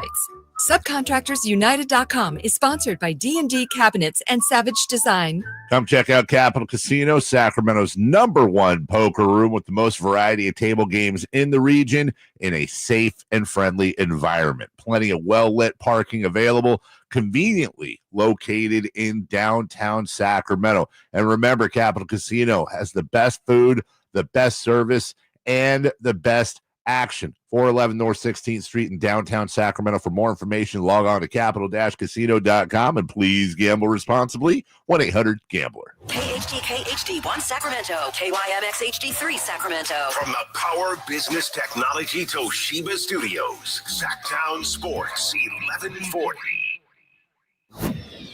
The Carmichael Dave Show. He's on the microphone when he's not on the microphone. He's playing a song, and when he's not playing a song, he's on the microphone, and then boom. With Jason Ross. No, he didn't. Yes, he did. Call or text at 916-339-1140. It's the Carmichael Dave Show with Jason Ross on Sacktown Sports.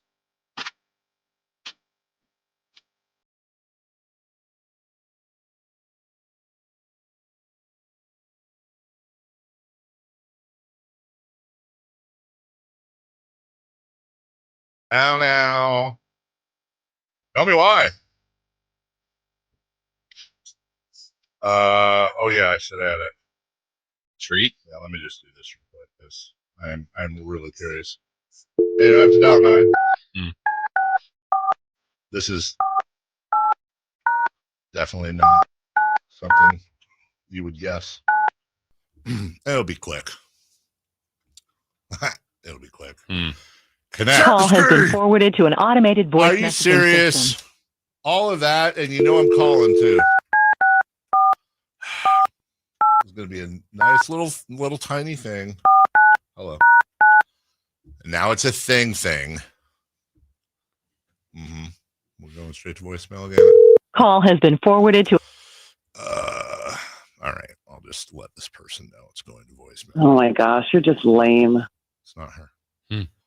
All right. We'll get back to that in a second. Okay.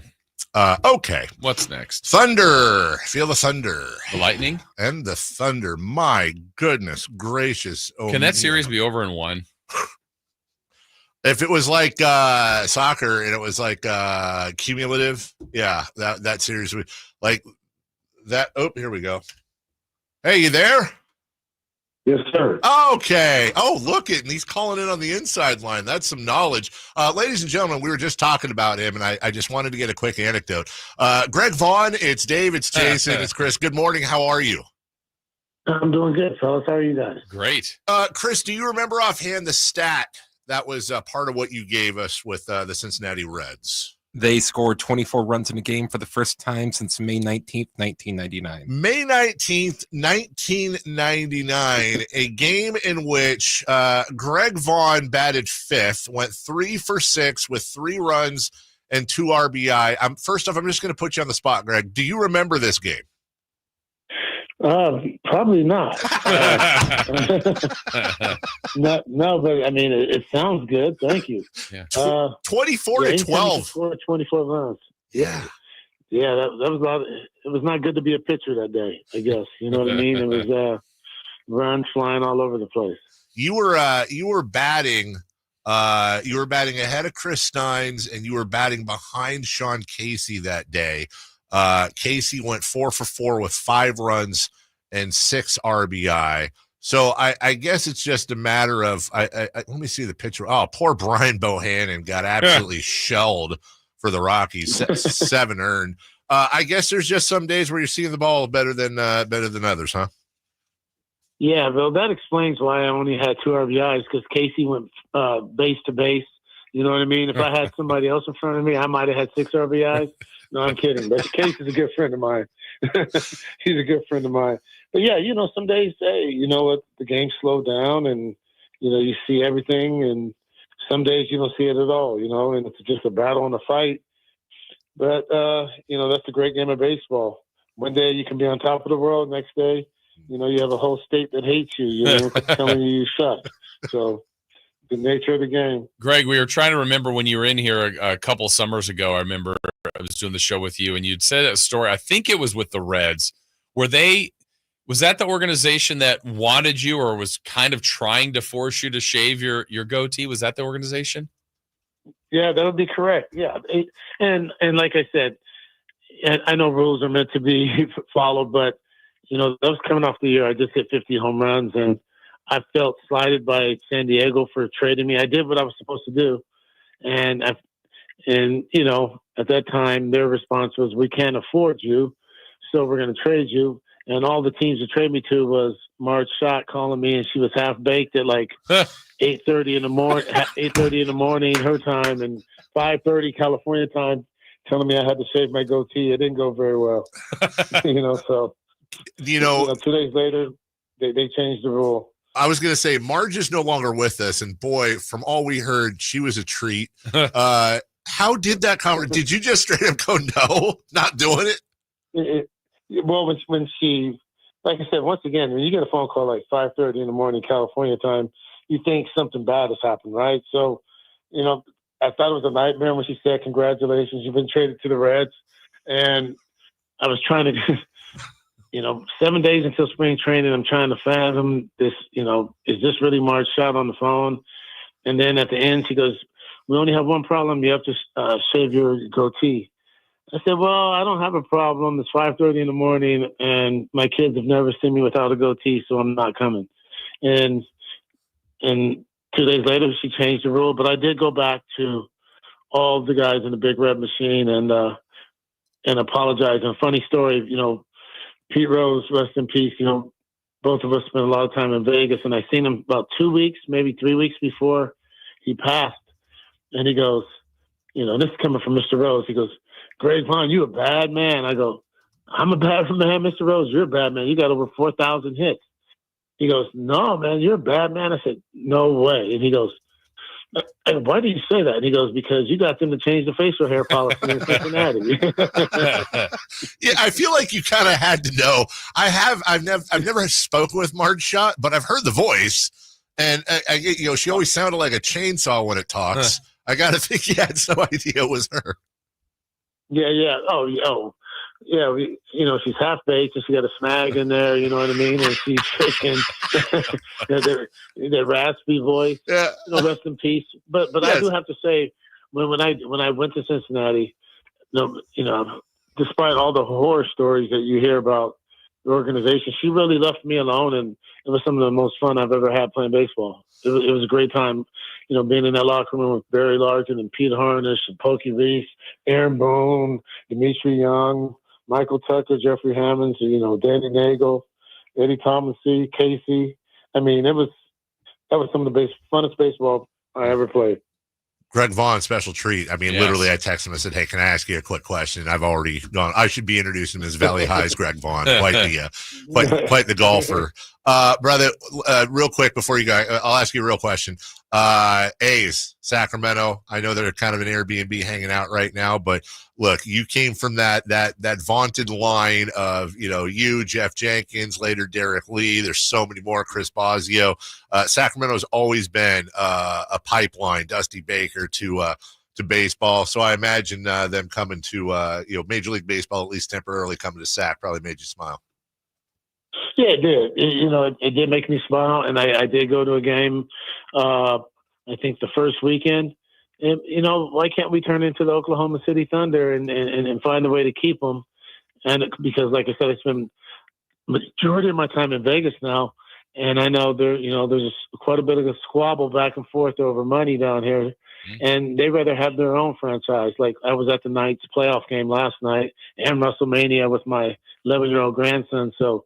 It was a long day, but the people in Vegas want their own team, and I just think if there's some way Sacramento people could find a way to support them, and back them, and so that the A's could possibly stay. I know we can't compete corporately, with Nevada, but somehow find a way to keep them, turn it into the baseball story of the Oklahoma City Thunder.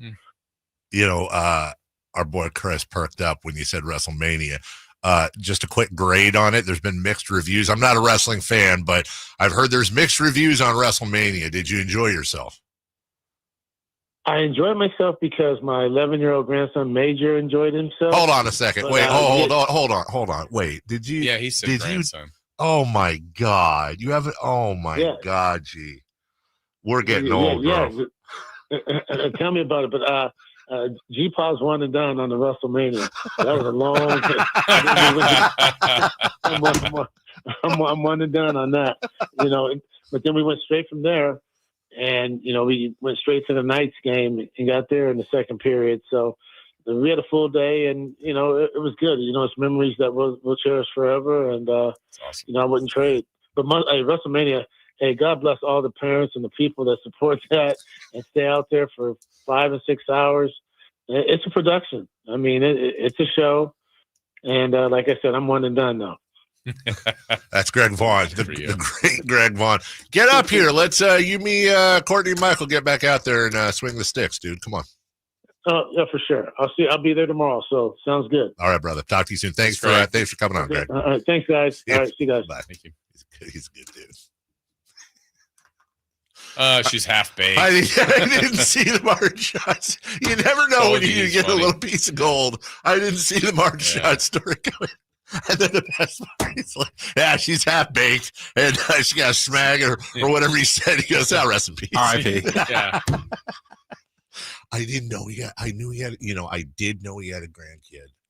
I didn't know when he said my 11-year-old grandson. And I'm like, now Greg's older than me, but I remember Greg in high school. Absolutely. Ugh. You're getting old, Jason. Yeah. That's just in. All right. Well, so I wish every athlete was as honest as Greg Vaughn. There is no filter. There's filter in the sense that I think he watches his mouth on the air, obviously. Yeah. But Greg will spin a tail. Mm-hmm. And they're all we gotta get him to talk about it. His cousin. A lot of people don't know his cousin Mo Vaughn, who also was a tremendous major leaguer. I think the line I love the most when he was telling us that story the first time was he goes, "Hey, you traded for me." Right, exactly. He did not care. I know my kids have never seen me without my goatee. Well, yeah, that's. Non-negotiable. Neither of mine, by the way. I don't think. We'll take a break when we come back. All right, so that was your Western Conference playoff weekend. We'll jam through the West and the East as well. We'll do that next.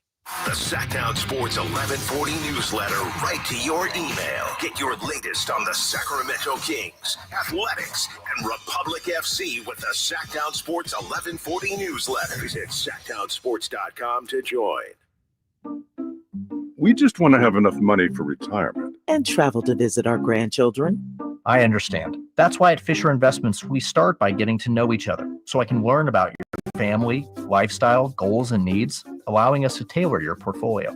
What about commission-based products? We don't sell those. We're a fiduciary, obligated to act in your best interest. So, how do your management fees work?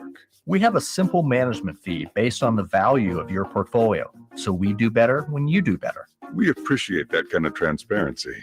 We also check in with you regularly to keep you up to date on the markets and your portfolio. What other services do you offer? As a client, you have access to resources on investing, financial planning, estate planning, Social Security, Medicare, and more. Wow, it sounds like Fisher Investments has everything we need. At Fisher Investments, we're clearly different. Learn more at FisherInvestments.com. Investing in securities involves the risk of loss.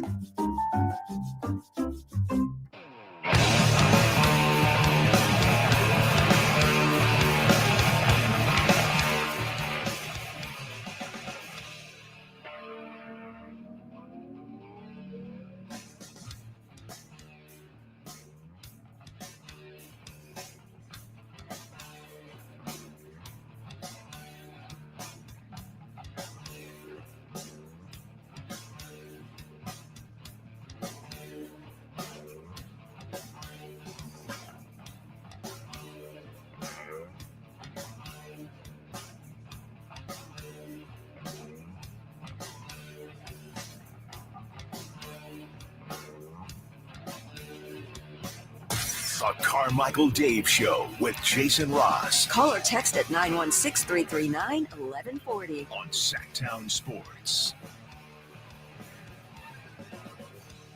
Smashing Pumpkins bringing us back on a Monday. Stephen Flo, every time, dude. Every time. From the 209, like Cody Rhodes is going to show sympathy in the championship match to John Cena, and then he gets kicked in the you-know-what and loses the world championship. LOL. Right? Jason, you and I were talking about that off the air. I can't believe what Cody did. Oh, it was incredible. It was that thing. Maybe top 5 things I've ever seen in wrestling. I'm with you. Idiot. I had a wrestling moment last night, sort of, on Twitter. Sometimes they'll scroll like old movie clips. And I had not seen this movie in so long, but it scared the hell out of me when I was a kid. Do you remember the movie They Live with Rowdy Roddy? Oh, yeah. Oh my God. Put on the glasses. That movie freaked me. It was those skeleton faces, man, that freaked me out. That movie's, they remade Rowhouse. Rowhouse.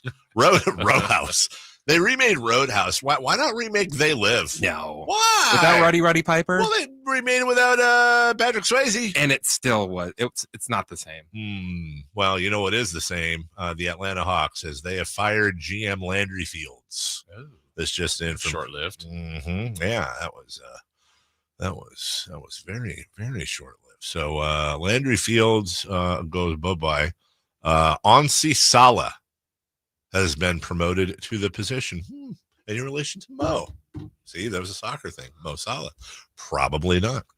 Western Conference Finals recap. Very, very simple, Jason. Oklahoma City, really good. This just in. Oklahoma City, really good. 131-80 over the Grizzlies. Like you and I wonder what the I wonder if they even have it out yet. Oh, okay, here we go. Grizzlies Thunder, 4:30 p.m. Tuesday. Who is favored? Okay, whatever. Thunder. How much are the Thunder favored by Jason Ross? 13.5. Chris Roulade.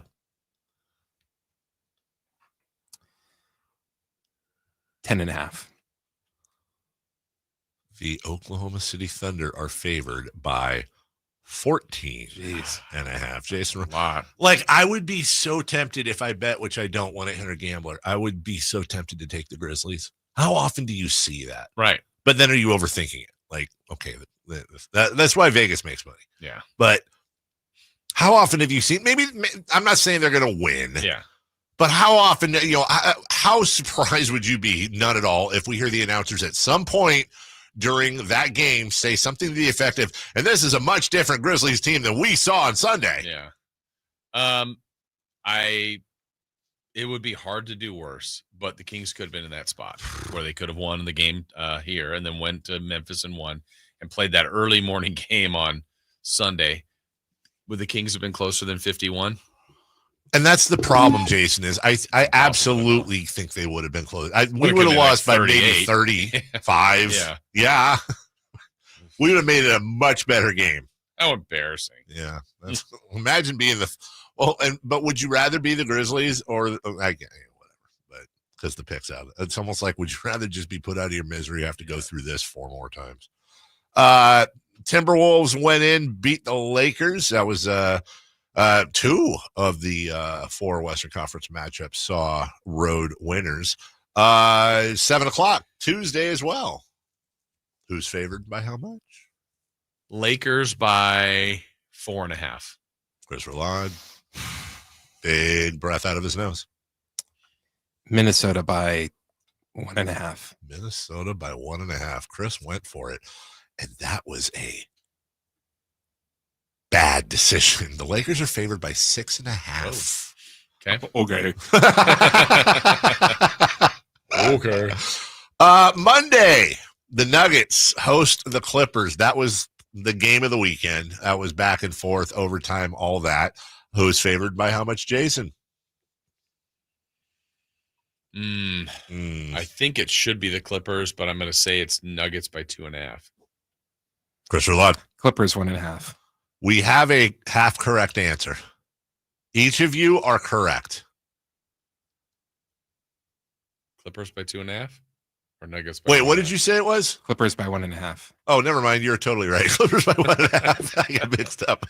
Yeah, I get half credit for that. Yeah, you said the name at some point. Tonight's games, Pistons, Knicks, and Clippers, Nuggets. Saturday, Jason, as we said, the Clippers and Nuggets in OT. Nuggets won by 2. Timberwolves by 12 over the Lakers. And then Sunday, not really a game. Grizzlies, Thunder, and honorable mention, or maybe some of you might think it was the game of the night, Warriors, Rockets. There was a play in the fourth quarter. The Rockets had cut it to 3. There was a play right around that in the fourth quarter where I forget who the Rocket was for some reason, but the Warrior, but it went off their hand, and the Rockets were out of challenges. Not clearly, but upon review, the Rockets would have 100% won the review, right? And then what happens? Steph Curry hits this insane corner. It's like, dude, really? And he had like that 30-foot 3. The one where they showed Jimmy Butler, and he's like, yeah, I don't. And then even in Jimmy Butler during that stretch, there was one mid-range 2 he hit where it's like, I don't even know how you could not have played better defense. He would have scored against anyone in the world playing that defense. It was as good a defense as you could have played. And so you, whoever was it Harlan? Was it Harlan? Yeah, it was Harlan and Reggie Miller, right? Yeah, that's right. And Harlan said at some point, you have 2 closers on this team, and it's just a my turn, your turn thing. And you really do. Between Jimmy Butler and Draymond Green anchoring the defense, and then you've got Steph doing Steph things, Pajemski. I'm not writing off the Rockets yet, though we both picked the Warriors to win the series prior. I think we did, didn't we? I thought we did. I don't think we made a pick. Oh, we didn't? Well, I picked it in my head. Okay. I don't know, man. The Warriors and Lakers, like it's going to be Oklahoma City in the you would imagine, the conference finals. Lakers and Warriors are the two. Those are the only 2 teams I think that could actually challenge them. But I'm not saying they can. I'm saying I just don't. Challenge along with the Clippers. Yeah, I think the Clippers could. Yeah. Clippers got to get through Denver. Yeah. But I think the Clippers could be really dangerous now. They would, if both things happen, they'd face OKC in the second round. But, right. Based on who they have defensively, the amount of depth they have, I think that would be a good series. That's the thing, that defense. And Nico Harrison says defense wins championships. I don't know if you knew that or not. Pacers with the 19-point victory over the Milwaukee Bucks. I don't know why. When I see the Pacers doing well, you know what's funny, Jason, is you know what I think of more than the obvious, which is Tyrese Halliburton? I always think, what if Monty had pulled the trigger on Pascal Siakam? And by the way, that's making it sound like it was Monty's. Right. What if that trade had happened for the Kings? Yeah, do we ever get for sure what the Kings would have been giving up? No. Yeah. Oh, I guess I could call and ask him what it's. Hey, what was the deal on the table? Yeah, exactly. By the way, I should say, had a nice convo with him on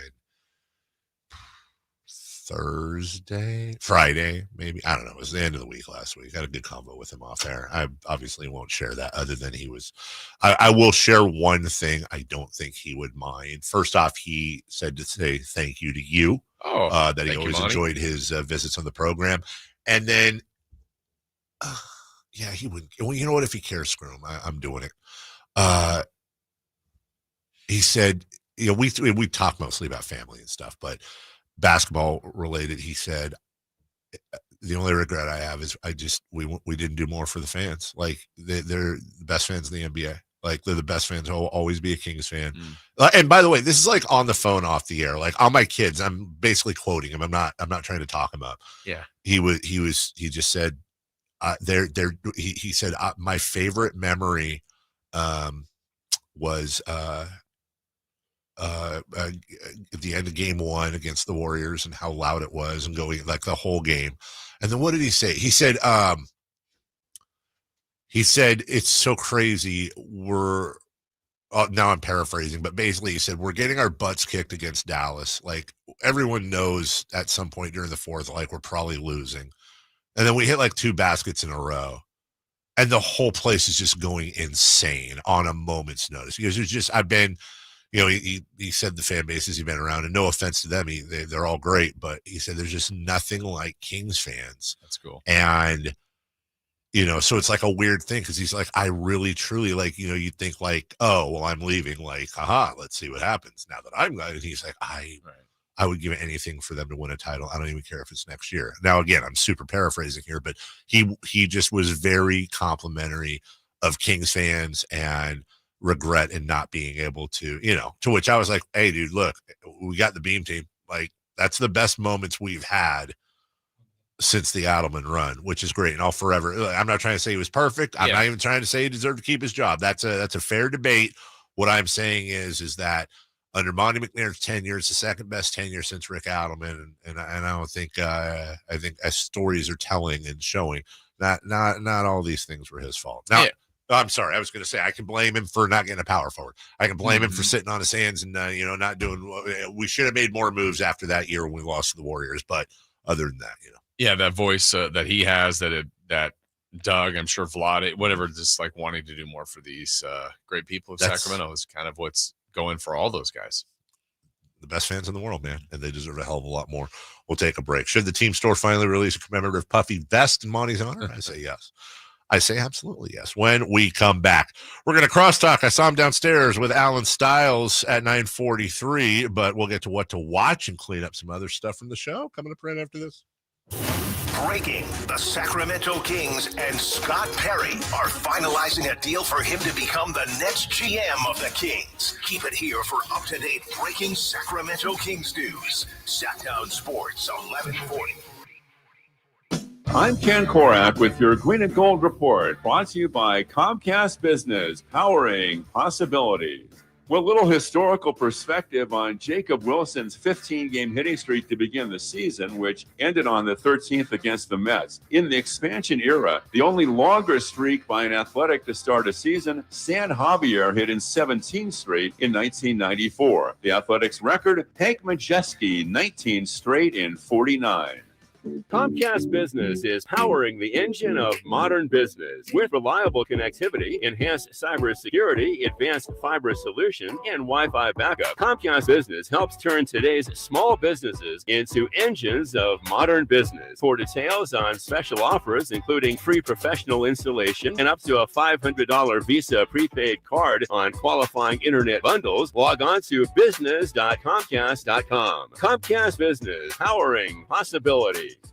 Save $12,750 off MSRP. Every new 2025 Silverado 1500 LT and RST 5.3 in stock at the Maida Chevy Silverado Supercenter. After all rebates. And Maida Chevy still has one of the largest selections in the Sacramento area. $12,750 off new Silverado exclusively at the Maida Chevy Silverado Supercenter. Now that's big, huge. See them all at MaidaChevy.com. Together, let's drive. Plus trading 2011 renewal. Not available with special financing, lease, and some other offers. Rock the Bells presents LL Cool J. So what you got Chanel on your feet? Hot sex on a platter makes the mission complete. Live in concert. LL Cool J. Saturday, May 10th, the venue at Thunder Valley with DJ C-Trip. LL Cool J. For tickets, visit ThunderValleyResort.com. Don't miss LL Cool J live. Power Business Technology is proud to be a 100% independent, locally owned and managed Toshiba copier dealer. Local ownership cuts out the red tape, allowing ourselves to never be too busy to personally answer the call when our clients need us. Recognized for excellence in service execution, training, and customer service, we're proud to be named a Toshiba ProMasters Elite Dealer since 2021. Contact us today for all your business printing needs at 844-POWER-BZ. That's 844-769-3729, or visit us at powercopiers.com. Grab the keys to a new fuel-efficient Toyota. More miles, fewer fill-ups. Toyota hybrids are built to go the distance with legendary dependability and head-turning style. Get a low-cost lease on a new 2025 Prius or shop deals on 17 Toyota hybrid models from the longest-lasting brand on the road. Plus, every new Toyota comes with Toyota Care. 2 years complimentary maintenance. Toyota. Let's go places. Offer available through TFS to buyers with premium-rated credit. Offers end 4/30/25.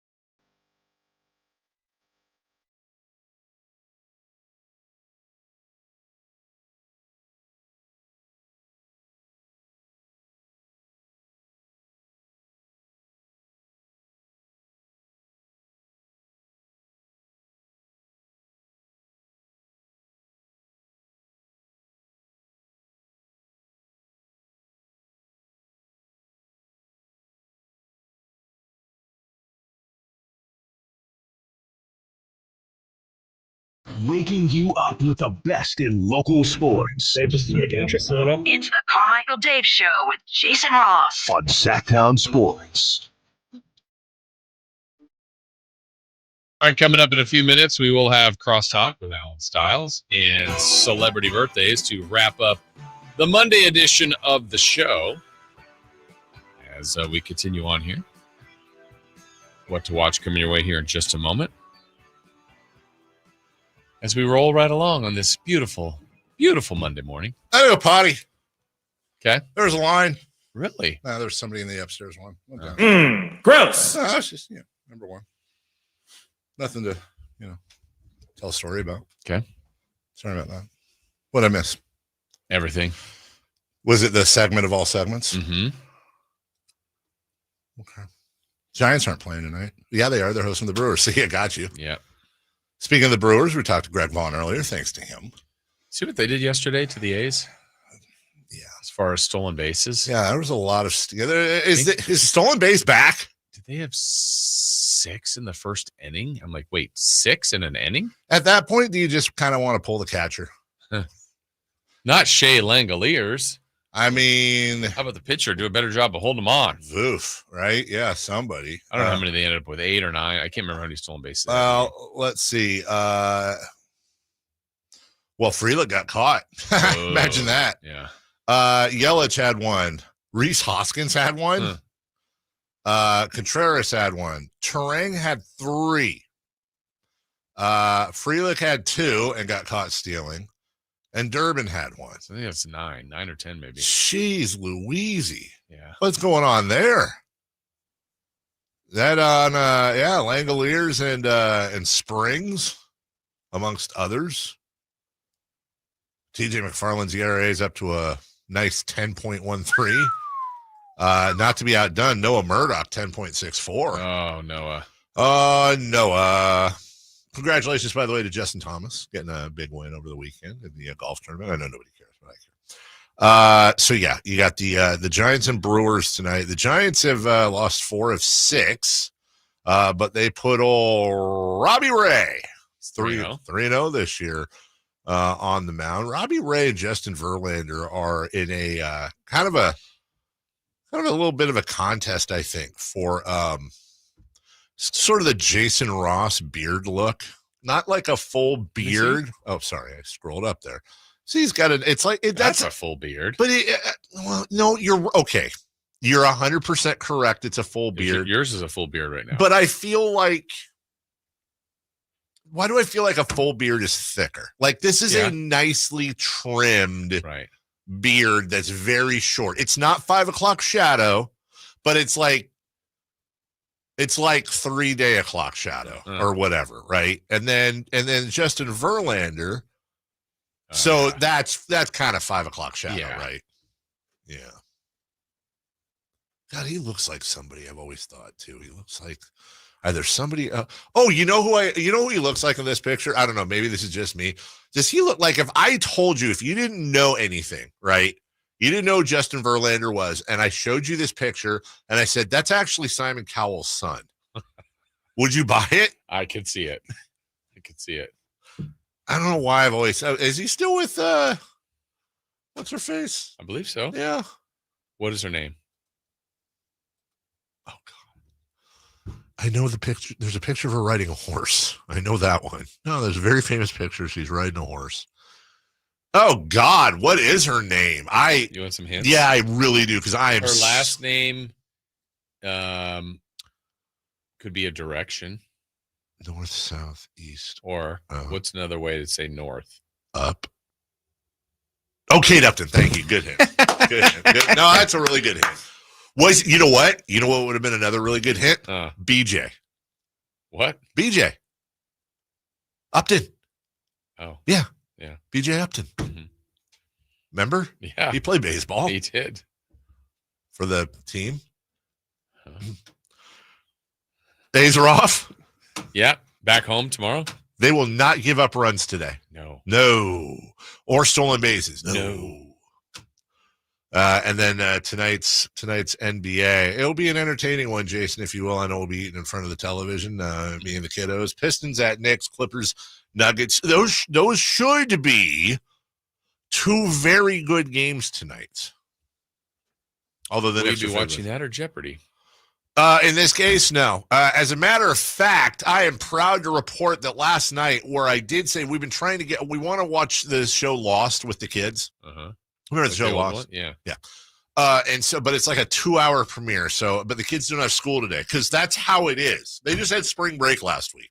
And they get today off too? They do the same thing with Thanksgiving week. And remember at Thanksgiving, we would get Wednesday, Thursday, Friday. They get the whole. I think we only got Thursday, Friday. Oh, maybe. Okay, you might be right. I got the whole week off. Yeah, they get the whole week off, and then they get the following Monday for Thanksgiving break, for Christmas break, for Easter break, for Teacher Development Day. Like, what is that? Why develop that week before? Yeah. Why are you? Some teachers have been teaching for 30 years. They're developed. They're fully developed. Yeah. What are you developing? There's 20 minutes left in the season, in the year, the season. What are you developing? There's going to be, I guarantee you there's going to be some pissed off teacher on the chat line here too. Well, actually, we have to have meetings about curriculum, and I'm sounding like I'm bagging on teachers. I love teachers. Dave hates teachers. That is not true. We're going to have some teacher on here saying, hey, I make too little for making these minds into the men and women that they're going to be to take our country to the next step. Yeah, see? I'll support him. Hug a teacher. I'll acknowledge this text at the 209 because I don't want if somebody got this gist, it's my fault then, and I want to clear it up. Dave, so putting 2 and 2 together, earlier in the show, you stated you had several conversations that confirmed Monty had no say in the moves towards the end of this year. He was one of the voices. And now you're stating you had a long talk with Monty. One could speculate that he told you he had no say. Just letting you know I caught it and don't want you to get in trouble in any way for slipping. I appreciate it. First, I wouldn't get in trouble. Secondly, I can categorically tell you that when I relayed my convo with Monty, I relayed 100% of the basketball conversation we had. We did not talk about moves. We did not talk about his control. We did not talk about we had zero conversations about any of that. It was a, hey, how are you and the fam? You good? Thank you for everything. What are you going to do? For the, when I say what are you going to do, like you going on vacation, I think is what I say. You can go to an island somewhere, have some fun. Guy's got 27 young kids that he's had since he got here, and he never gets to see him. And I like Monty as a human being. I really do. I've never hid from that, and was just calling him as a friend. We did not talk about, so I will categorically tell you that if that's my fault if that's how it sounded. We did not talk basketball other than he wishes he thinks these are the best fans in the NBA and they deserve all of the championships. Like Super Bowl, Green Jacket, all of them, every major award, every single major award should come here. So there you go. There's your basketball. There's your we will watch. I'm sorry. I'm ADD. So we were going to watch Lost. It's a 2-hour, kids are off today. We were going to watch 2-hour premiere. And my wife's like, I'm tired. You're not tired when you're watching freaking Jeopardy. You're not tired when you're watching Survivor. She's super into Survivor now this year because, Katie's husband. You're not, but magically anytime this is the truth. We have a main TV downstairs that we all eat in front of. I'm not joking when I say of all the programming that goes on that television, I pick 5% of it at best. Then what? What? Who's next in line? Mason? Oh, no, the kids never do. That's Melissa. So 95-5? Melissa parks right in front of that TV, and it is either Jeopardy, and she argues, she goes, that's for everybody. And I go, you don't even let me play. Okay, how about if you are home already and she's coaching or whatever? Yeah. And you've got whatever you've picked to be on. Yes. Does it change quickly? You mean like when she comes home? Yeah. No, she generally won't do that because she'll come home at like 9:30, and then it's time to get the kids and, everyone's getting into bed or whatever. But no, she won't come home and be like, stop watching. But magically when the stuff I want to watch, like last night. So we didn't watch Lost. She went upstairs. I had the kids. We had about an hour. And so we watched, what is that? The Americas, the nature doc that was on the Americas, but it was on Mexico. Dork. But it's on the, it's a good show. Tom Hanks. They were talking about this is a true story, the blue-footed booby. It's a bird, and the bluer the feet are, the more like virile the bird is, the male, and then the girls look for the bluest footed booby to mate with, and it's supposed to be mating for life. But then they showed this one blue-footed booby went off to catch a fish, and another bluer-footed booby showed up and started in front of the girl, and she started to go for it, and then dude comes back with the fish, drops it. Then they do this fight where they basically just bite each other's beaks. I don't even know what that does. Then the new guy, he chases him off. And then what happens? She's pissed off at him. So he offers her a rock, like a shiny rock, and she chucks it away. This is a true story. And then he offers her a bird feather, and she finally takes it. In what world, if I'm off catching a fish and I come home and my wife's shacking up with somebody else, and then I fight him off, right? And then I have to apologize to her and give her a feather or a rock? What the hell is that? Come on, blue-footed boobies. Come on, blue-footed boobies. That's how we got I hated that. That's how we got the Smurfs. Thank you. Yeah. The original blue-footed boobies. We'll take a break. When we come back, crosstalk with Alan Stiles, celebrity birthdays, and quick word from Gonzalez Law if Jason feels like it. I think he does. We'll do all that right after this. On the move? Got somewhere to be? Take Sacramento Kings basketball with you. The Sacktown Sports app will let you stay connected to your passion. Never miss a moment of Sacramento Kings basketball with the Sacktown Sports app. Hey, we've all had a past, and what do you do if you've made mistakes and then made good on that past, but it keeps following you? Are you looking for an attorney to erase past records and restore some of those rights? Well, you can find Gonzalez Law Office downtown, Jonathan Gonzalez and his law team there, or go to SACLegalDefense.com, 916-304-9187. Don't settle for less. Just don't settle for less. Neither should you. He won't. So here's the situation. He has been so good in jury trials from 2016 through 2019, undefeated, in fact, in jury trials. But where might you need some help, whether it's expungements like we just explained, or it's criminal defense, sexual harassment cases, wrongful termination cases, auto accidents, whatever the situation, whatever the spot you might find yourself in, and you think you might need representation.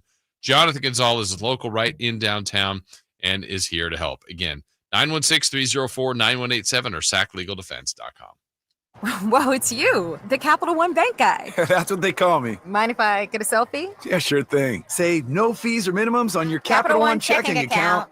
Wow, that's a keeper. So, where are you heading? I'm off to spread the good news that Capital One helps people keep more money in their wallet with no overdraft fees. Oh, you're the best Capital One Bank guy. Hey, mind if I get a selfie? Sure. Say, Capital One, what's in your wallet? Terms apply. See CapitalOne.com/bank for details. Capital One NA, member FDIC. Welcome to Staples. Hi, I hear Staples prints it all. Oh, you bet. Posters, banners. Can you print it all for Mother's Day? Oh, of course. Photo gifts like canvas prints, photo puzzles. Can you print it all for graduation? Sure can. Custom cards and invites. Can you print a huge banner with the grad's picture? Oh, definitely. Even an embarrassing baby picture? Oh, those are the best kind. I know, right? Print it all for moms and grads at Staples. And right now, get 40% off custom cards, invites, and photo gifts. N75 exclusions apply. Visit staples.com/print for details. Great conditions, a fun layout, and unbeatable value. Timber Creek and Sierra Pines are Sacramento's #1 rated golf destination. With 27 holes, a spacious practice facility, and professional instruction, there's always a way to improve your game. Planning a tournament or corporate event, they offer customizable packages and award-winning catering to make your event effortless. Timber Creek is easy to find in Roseville, but hard to forget. Book your round today at timbercreekgc.com or call 916-774-3851. Sacramento's premier country music festival, Country in the Park, is coming back May 16th and 17th at Cal Expo with Bailey Zimmerman, Billy Currington, Cole Wetzel, Nate Smith, and more. You'll enjoy food trucks, rock walls, and a mechanical bull, line dancing, and more. Single-day GA tickets start at $52 at CITPFest.com. Country in the Park, May 16th and 17th with Diamond Pacific Supply and Trex, Michelob Ultra, and Carl's Jr. Find out more at CITPFest.com. It's time for the news of the day. The latest headlines, the biggest stories, hard-hitting analysis. Yeah, this is none of those things. And now, here's Carmichael Dave and Jason Ross. Yeah! Let's go! Dun, dun, dun, dun, dun, dun, dun, dun, dun, dun. Everybody dance now.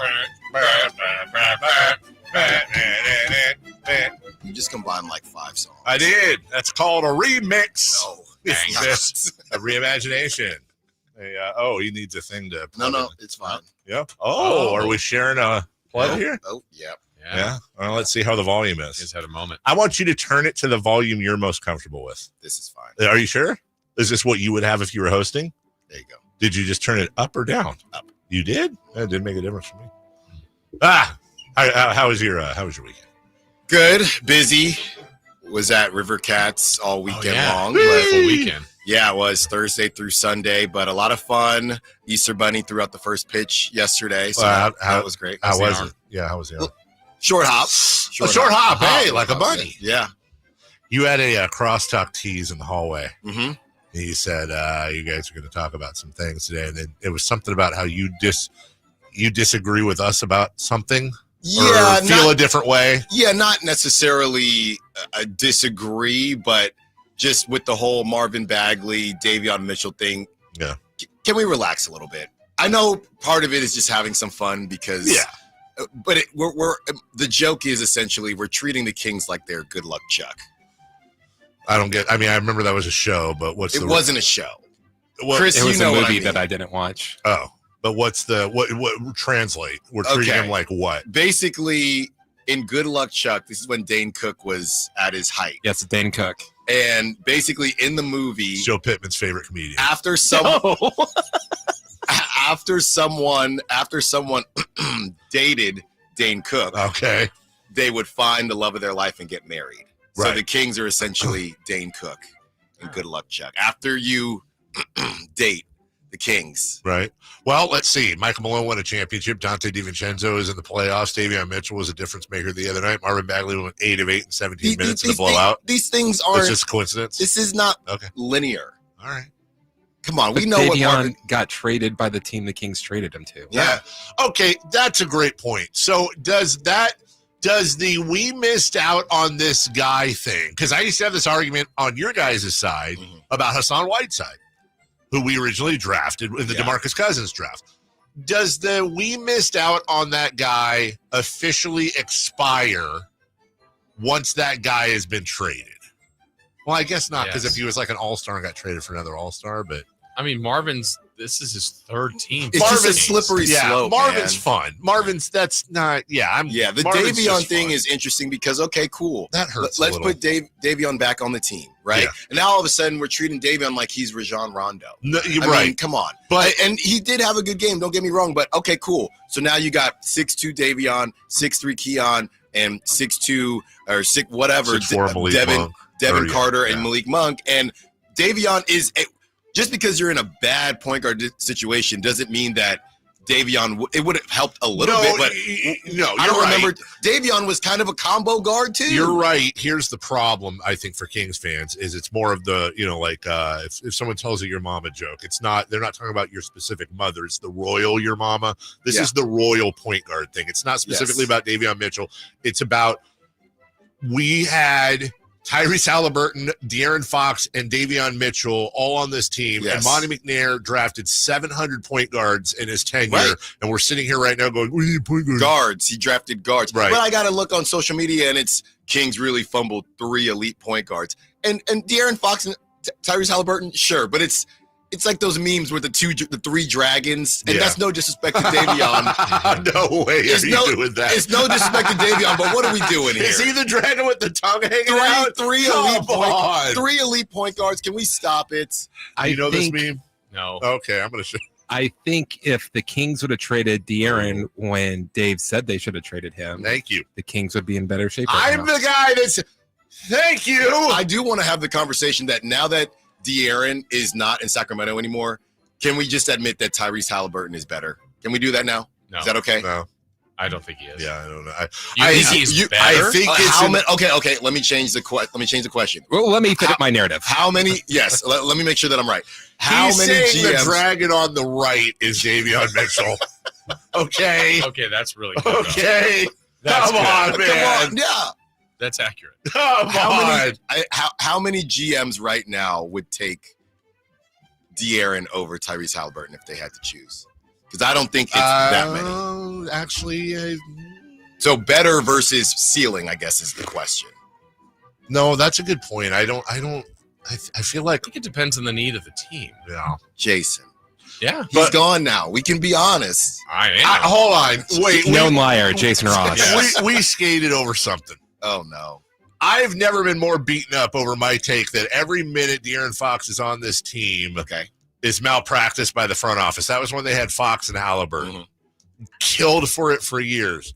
Now, in retrospect, because nobody thought they were going to trade Halliburton, now all you people that yelled at me, what if they had traded De'Aaron Fox? Right. Then, championship probably. I will accept my apologies with food and donations to charity. The word on the street was that essentially the Pacers may have been given a choice between Fox and Halliburton. That's incorrect. Yeah, Fox is never. The Pacers would have never said yes to Fox. No, factually, that's incorrect because Halliburton had the higher ceiling. Streets are wrong. Well, I'm not saying. Yeah, that's a different argument. But I'm saying that the Fox was never. That was never a thing. Then they couldn't have gotten Fox for Sabonis. They could not have gotten Fox for Sabonis. No, they absolutely could not have gotten And he just Fox got a double-double right now, and he's not even playing. To be clear, I don't know if they could have now let me be clear. Maybe they could have thrown in like 3 first, I don't know. Done that. But as the deal was constructed, it wasn't Halliburton or Fox. Right. It wasn't. Right. Debunked. Debunked. Well, yeah. Celebrity Birthdays brought to you by Crumble Cookies. Crumble Cookies. Woo, baby. Give me some. Back to you. On this date, in what year did the movie Field of Dreams come out? Oh, I'm ready to be incorrect. 1989. Damn it. 88. I think Dave's right. 1989. Bull Durham Field of Dreams Major League were all. We have a correct answer. Dave and Chris, 1989. That's what I'm talking about. How about on this date, in what year did the television show Walker, Texas Ranger? Now, here's a black me belt. what year this came out. I went to Chuck Norris martial arts school. Did you? How'd that go for you? After you saw Sidekicks? I stopped after purple. I'll be damned. Parker, Texas Ranger. What was that? I have no idea. 89 as well? No, based on when I was purple belt, Yeah. I'm going to say 93. Ooh, I like 93. I'll say 92. Okay, we have a correct answer, and it goes to Mr. Purple Belt. Come on, Alan baby. Styles. He was ready. Wow, you are a purple belt. Wow. You're like No, one right? of the Rock'em Sock'em robots. There it is. Happy birthday. Hold on. Do it again. Happy birthday to... I think I could take you in a boxing ring. That made me much more confident. Rob Riggle. Oh. Bam! Pow! Rob Riggle is 56. And those outtakes with Will Ferrell from that movie are amazing if you haven't seen them. I would not like that. 54. 52. We have a tie between Dave and Alan, 55. Oh. Happy birthday. Let's do them. You can guess both of them. Two Tonys. Tony Danza, Tony Romo. A couple of Tonys right here. Wait, guess which one? No, I just guess both their birthdays today. Danza is 63. Rome's is 36. Danza is 65. Romo felt like he played for a while. Yeah, I'm wrong on that They one. say about Tonys. I'm really wrong on Romo. 40. I'm going to say Tony Danza is 68 and Romo is 45. Okay, we have one correct answer, and it was Chris on Tony Romo, 45. Nobody had Danza in the right decade, 74. No way. Oh! That's Hey, not yo. Tony Danza. Oh, wait. And it's Robert Smith's birthday. He's 66 today. You're welcome. 66 and I'm so sad about it. That's how his birthday song goes. No time to ask you about your show, but it's going to be amazing. That's what the streets are saying. Streets are always correct. Alan Styles is next. Bye now. Breaking the